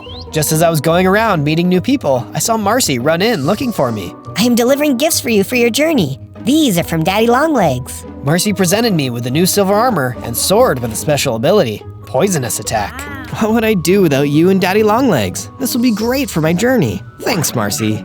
You're welcome. Say, this place is pretty nice. Do you think I can tell the other spiders about it? Sure, it's not quite finished though, but maybe when I'm done you guys can come see it. There's a lot of you, so I've got to make sure everyone is really impressed. Deal. On days 20 to 22, Taylor, Bruno, Scarlet, and I were off to catch the Lizard King. On the road, Scarlet spotted some signs up ahead. We should be careful. It looks like we are entering into the realm of the ants. Ants? Are they dangerous? They attack in numbers and can overwhelm any creature bigger than they are. Even someone like Taylor? Yeah, dude. Well, then we will definitely be cautious. I can't imagine anything worse than being dogpiled by a bunch of creepy crawlers. We scoured around for a bit, when all of a sudden a giant zombie praying mantis arose from under the ground. Gosh, he must have been attacked by the ants. Those guys are vicious. Yeah, now we gotta put him out of his misery. Bruno started making a web net to trap the praying mantis in, and Taylor threw it over to the mantis, trapping him. I think we got him. Just then, the mantis started tearing his way through the web net. Don't worry, guys, I got this. I jumped toward the praying mantis and started using my new sword. Say your prayers now, mantis. Within a few strikes, he was finally defeated, and I felt something inside me start to change. I increased in size and even had more hearts. My attacks felt stronger too, infused with even more fiery goodness. On days 23 to 26, we finally got to the anthill. We need to be cautious. The ants could attack if we are spotted. And I don't know about you guys, but I'm not interested in becoming a zombie fire spider today. Just then, a fireball flew overhead. It was the ant guards, and they were shooting at us with trebuchets. Oh, talk about fire ants! All of a sudden, Bruno started working on what appeared to be a giant slingshot. Oh, great idea! Scarlet had some TNT, as well as some flint and steel. We decided that would work perfectly for returning fire. Bombs away! We took out the trebuchet and sent the ants running into their hill. Way to go, team! On days 27 to 31, we decided to go inside the hill. Wow, these guys have been busy. Inside, we found a lot of cool items that I could use for the compound and the statue. Glowstones, I can use these. As we journeyed deeper into the caves, we saw a hidden message on the wall. Subscribe? That's not a bad idea, honestly. Yeah, dude. A little further, and we began to see what appeared to be a story by the ants. Apparently, the Queen Ant was tricked by the Lizard King, and now he has a puppet queen acting for him. That's terrible. These ants should not be under the control of a puppet ruler. We need to do something. All of a sudden, something occurred. Ants began to crawl out from the walls. Get back! I mean it! No matter how hard we fought, the ants were too numerous, and they captured us. On days 32 to 35, the ants led us to the deeper parts of the anthill. Where are you taking us? I kept trying to talk to them, but they would not respond. It was as if something was wrong with them completely. Hello, can you hear me? Eventually, we came to what I suppose is their throne room. The Queen Ant sat there looking sinister. Spiders? How disgusting! You will make a fine specimen for the Lizard King, though my children and I are getting hungry. I'm getting pretty tired of creatures telling me they want to eat me. How about I give you something to eat instead? I looked up and I could see what looked like a chandelier made of glowstones. I fired a web shot at it and the whole thing started to come crashing down. No, not the chandelier! I fell hard onto the Queen Ant, squishing her. Whoa, what a way to go. On days 36 to 39, we began leaving the hill. The hill was even bigger than I remembered, as we wove through many different hallways. We got lost more than once. Man, how can one place look the same at every turn? When we finally decided on a place to go, more ants came toward us. If we couldn't get out, we'd be in real trouble. Stay back, we're armed! Well, technically legged. No, please don't hurt us, and we don't want to hurt you. Okay, well then what is it you do want? We are servants of the true Queen Ant. When you defeated the other queen, we finally freed her, and she wanted to thank you. Well, that's very nice of her. I'm glad she's back on her throne. Feel free to come back anytime. If you have any questions, please let me know. I did have one question. How do we get out? Oh, right. You go up, make a left, and climb out of the big hole in the top. Okay, that seems simple enough. Thanks. No problem. You can climb, right? Spider. Oh, right. On days 40 to 43, we thought it would be best to get back to the compound and put these glowstones to good use. Percy was doing a great job building places for the new creatures finding out about this place. If there is one thing we birds know, it is how to make a nest to come home to. You're doing great, Percy. I also thought these could come in handy. Glowstones, excellent. It was starting to look a little dark here. Right away, we got to work using the glowstones to create light fixtures around the compound. I also made sure that these were built strong enough so that no one could get hurt if they were damaged. The last thing we'd want is for there to be another Queen Ant situation. No one likes to get smushed. When a spider builds something, it is made to last. Also, when birds, badgers, and other wildlife chip in on the building, it definitely helps in the long run. On days 44 to 50, I continued working on the statue. I'm really excited about this one and feel like it's coming along really well. Can you tell what the statue is yet? All of a sudden, I could see a little jumping creature appearing in the horizon. Marcy, it's good to see you. Oh, Zozo, I'm glad I found you. I have terrible news. Oh no, what's the problem? The Lizard King attacked the spider base with an army of scorpions. Scorpions? Really? Yes, they are one of our biggest enemies. That's terrible. I'm so sorry. I really didn't think he'd be bold enough to take on the entire spider nest at one time. I'm sorry I couldn't have stopped him from doing this. So am I. I wanted to tell you so you won't have to have the same fate. Now we have nowhere safe. Wait a minute, why don't you all come live at my base? Wait, really? Are you sure you won't mind all of us living with you? Of course not. Besides, us spiders need to stick together. Plus, I've got plenty of room here. There's no limit to the amount of houses we can make for everyone. I see what you did there. I better go tell the other spiders right now. Quickly, I got started gathering more materials and supplies to start building for my new neighbors. I took a good long while to gather the stuff and start building, but it was all worth it. On days 51 to 53, all of the spiders arrived. Whoa, there sure are a lot of you. Welcome. Among the spiders appeared Daddy Longlegs, and I went over to greet him. Hi, Daddy Longlegs. I'm glad to see you're all right. You're all welcome here. Thank you, Zozo, for doing this. You have given the spiders and many others hope. It was my pleasure. The spiders sure are honored and lucky to have a protector like you. Oh no, Zozo. I may have been their protector before, but you are their protector now. However, if you need advice, I will always be around. I will definitely appreciate that. I know you've seen a lot of spiders in your day. I'd never be able to lead anyone as well as you have. Afterwards, I introduced Daddy Longlegs and the other spiders to the rest of the compound. They got along pretty well. I loved seeing everyone so happy to make new friends. On days 54 to 57, the whole compound got together to start building walls so no intruders could come in. When most of the building was completed, we decided we should celebrate the new compound community. Daddy Longlegs prepared to give a speech. I am truly thankful that we can all live in harmony, thanks to our magnificent friend, Zozo. Oh, guys, I appreciate that. While Daddy Longlegs kept speaking, no one noticed a group of scorpions sneaking up behind him. Daddy Longlegs, look out! But he didn't hear me, and one of the scorpions stabbed him in the back with a stinger.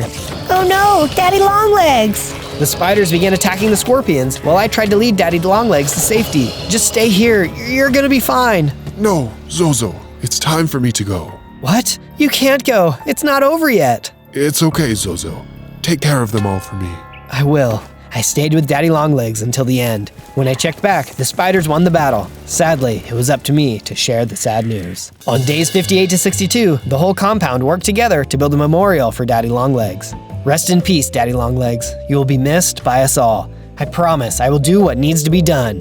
While we were sad at the loss of our friend, we all realized we needed better fortifications. We spent a good portion of the days building up the walls and putting up watchtowers. I was so embarrassed that we were attacked when we thought we were safe. They should protect us, but I just wish I could have done more. Don't go blaming yourself, Zozo. Nobody could have guessed what was going to happen. To take my mind off of all of this, I went back to finish the statue. Maybe this could give us some more hope. Now can you tell who our spider hero is? It's the most famous web slinger of all time, Spider-Man, of course. Just as I completed it, Scarlet showed up and told me a messenger came to see me. We ran to the gate to see it was the ant from the anthill. Hello, what are you doing here?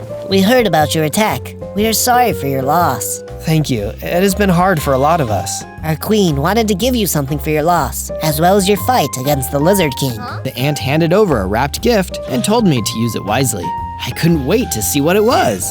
I will definitely treasure this. Thank you, and thank your queen for me. I shall, and you are most welcome. On days 63 to 66, I opened the package to reveal a bunch of potions. Inside there was a health upgrade potion. I took it right away, and I gained 8 more hearts. I took a look at the other potions. Stinger Shock can cause your enemy to be paralyzed and allow you to either heal or attack. Boy, if I ever run into that centipede again, I am gonna use this. I met with my friends and told them that this would be my final mission. Be careful, Zozo. I will. I promise to return. We have lost too many friends for me to fail. Good luck, Zozo. Go end this monster, once and for all. Yeah, dude. I said goodbye to my friends, and then I was off. All I could do was hope that I would see them again soon. On day 67 through 70, I journeyed off to find the Palace of the Lizard King. I first traveled toward the abandoned village where I first fought the centipede. I don't see him anywhere here. While I continued to look around, I spotted what appeared to be an ancient door. I wonder how long this has been here for. There was an inscription on the door that looked a little faded. I will with water when it rains. When sunlight comes, the water drains. To climb me is to achieve great gains. I quickly realized that it was a riddle and began putting it together. I got it! A water spout! The answer is a water spout! With this proclamation of the answer, the door cracked open to reveal a chest inside. I opened the box to show a full set of diamond armor and sword. I quickly put them to good use. Yeah, dude. I think I've been hanging out with Taylor a bit too much. On days 71 through 74, I traveled into the rainforest. Just as I was scurrying along the ground, a group of howler monkeys started throwing bananas at me. Oh, whoa! At least it's just bananas. One of the monkeys was huge. He must have been their leader. I started throwing web shots at him, trying to knock him out of the tree. You are not defeating me today! I managed to knock several monkeys out of the trees, forcing them to run away. The big monkey was the only one left. You might be strong, but you won't get me. With one last web shot, I knocked the monkey out of the tree and cornered him. Where is the Lizard King? Where is his palace? The big monkey gestured over in a direction. Afterwards, I went off that way. You know, that monkey looked kind of familiar. Yeah, it was probably nothing. On day 75 to 78, I journeyed along until I came to a river. Uh-oh, it's my old nemesis, water. The river was way too wide to try and jump, and I didn't want to risk falling in, so I decided to build a bridge. I was halfway finished when out of nowhere, who was to turn up but the scorpions again. You guys, I'll make you pay for what you have done. I readied my sword and prepared to attack. This is for Daddy Longlegs. I charged at the scorpions and they leaped forward to attack me. They were strong, and I could tell they were trying to push me back into the water, but with my new armor, I could hold them off. I'll take you all on if I need to. Then I remembered I had the potion and quickly used it against the scorpions. Take this! The scorpions began to move slower, and I could see their attacks before they could make them. Block, stab, slice, gone! One by one, I took out each of the scorpions. I gathered a new item, Scorpion Tail, used to attack or intimidate enemies. Also, it can be used as a disguise. When all that was over, I continued making my bridge to get across the river. On day 79 to 85, I finally finished my bridge to cross the river. When I got to the other side, I found that the only way ahead was through a narrow ravine, but the entrance was guarded by 2 scorpions. Man, these guys are everywhere. While I could have attacked them, I remembered that I still had that scorpion tail in my belongings. I quickly put it on and approached them. La la la la la, just a disgusting scorpion out for a stroll. The guards didn't seem to mind and proceeded to let me through. Well, that was easy. While journeying, I wandered into an open field that looked pretty desert-like. Well, this is a weird place to put a desert. All of a sudden, I heard rumbling and could feel the ground shake. I knew right then what it was. Suddenly, the centipede bursted out of the ground, just like last time, and lunged toward me. It was time to take my revenge. Bring it on, leggy. That centipede was still fast and dangerous, but I was much more confident this time around. Oh, no you don't. I even used the scorpion tail to make a couple of hits, but it broke in the middle of the fight. So much for disguising myself again in the future. Take that, and that! Finally, I took out the potion again and used it for the finishing blows. I'm worthy enough this time. Prepare to be defeated. The potion worked, but the centipede was still quick. Furiously, I used everything I could to finally defeat it. Just then, I started feeling tingly. Ooh, I like this. I changed into a bigger and more powerful fire spider with even more hearts. All right now, Lizard King, prepare to meet your match. On days 86 to 90, I continued on my journey. I was feeling really confident until I realized I had just walked straight into quicksand. Oh, come on, who thinks of quicksand? Suddenly, I started thinking of ways to get out. All of a sudden, I could see Percy flying overhead. Percy, I'm glad you're here. I can see that. How can I help? Maybe you can pull me out, catch this chain, and start flying. Good idea. Hit me. I threw the line towards Percy and began flying, pulling me out of the quicksand. Oh, that was close. Thanks, Percy. What are you doing here? I wanted to see how you were. You saved my life so many times before, and I guess I just wanted to repay you in some way. Well, you definitely did that. If it wasn't for you, I would be in a really sticky situation. It can get risky at times, wandering around out here on my own. You are definitely welcome, my friend. I will let the others know of your progress. Just before he left, Percy warned me about something he saw while flying overhead. Be careful. I saw what appeared to be a gang of bullfrogs coming in your direction. They must be heading to the palace of the Lizard King. Bullfrogs, you say? Those things will gobble spiders up in one bite. I'll be sure to look out for them. Thanks again, Percy. Take care. On days 91 to 94, I finally ran into the bullfrogs. Wow, those guys are big. I didn't know bullfrogs could get that big. For the most part, they didn't seem to notice me. That's until one of them apparently spotted me and started shooting his tongue at me. Yuck! I don't need you tasting me.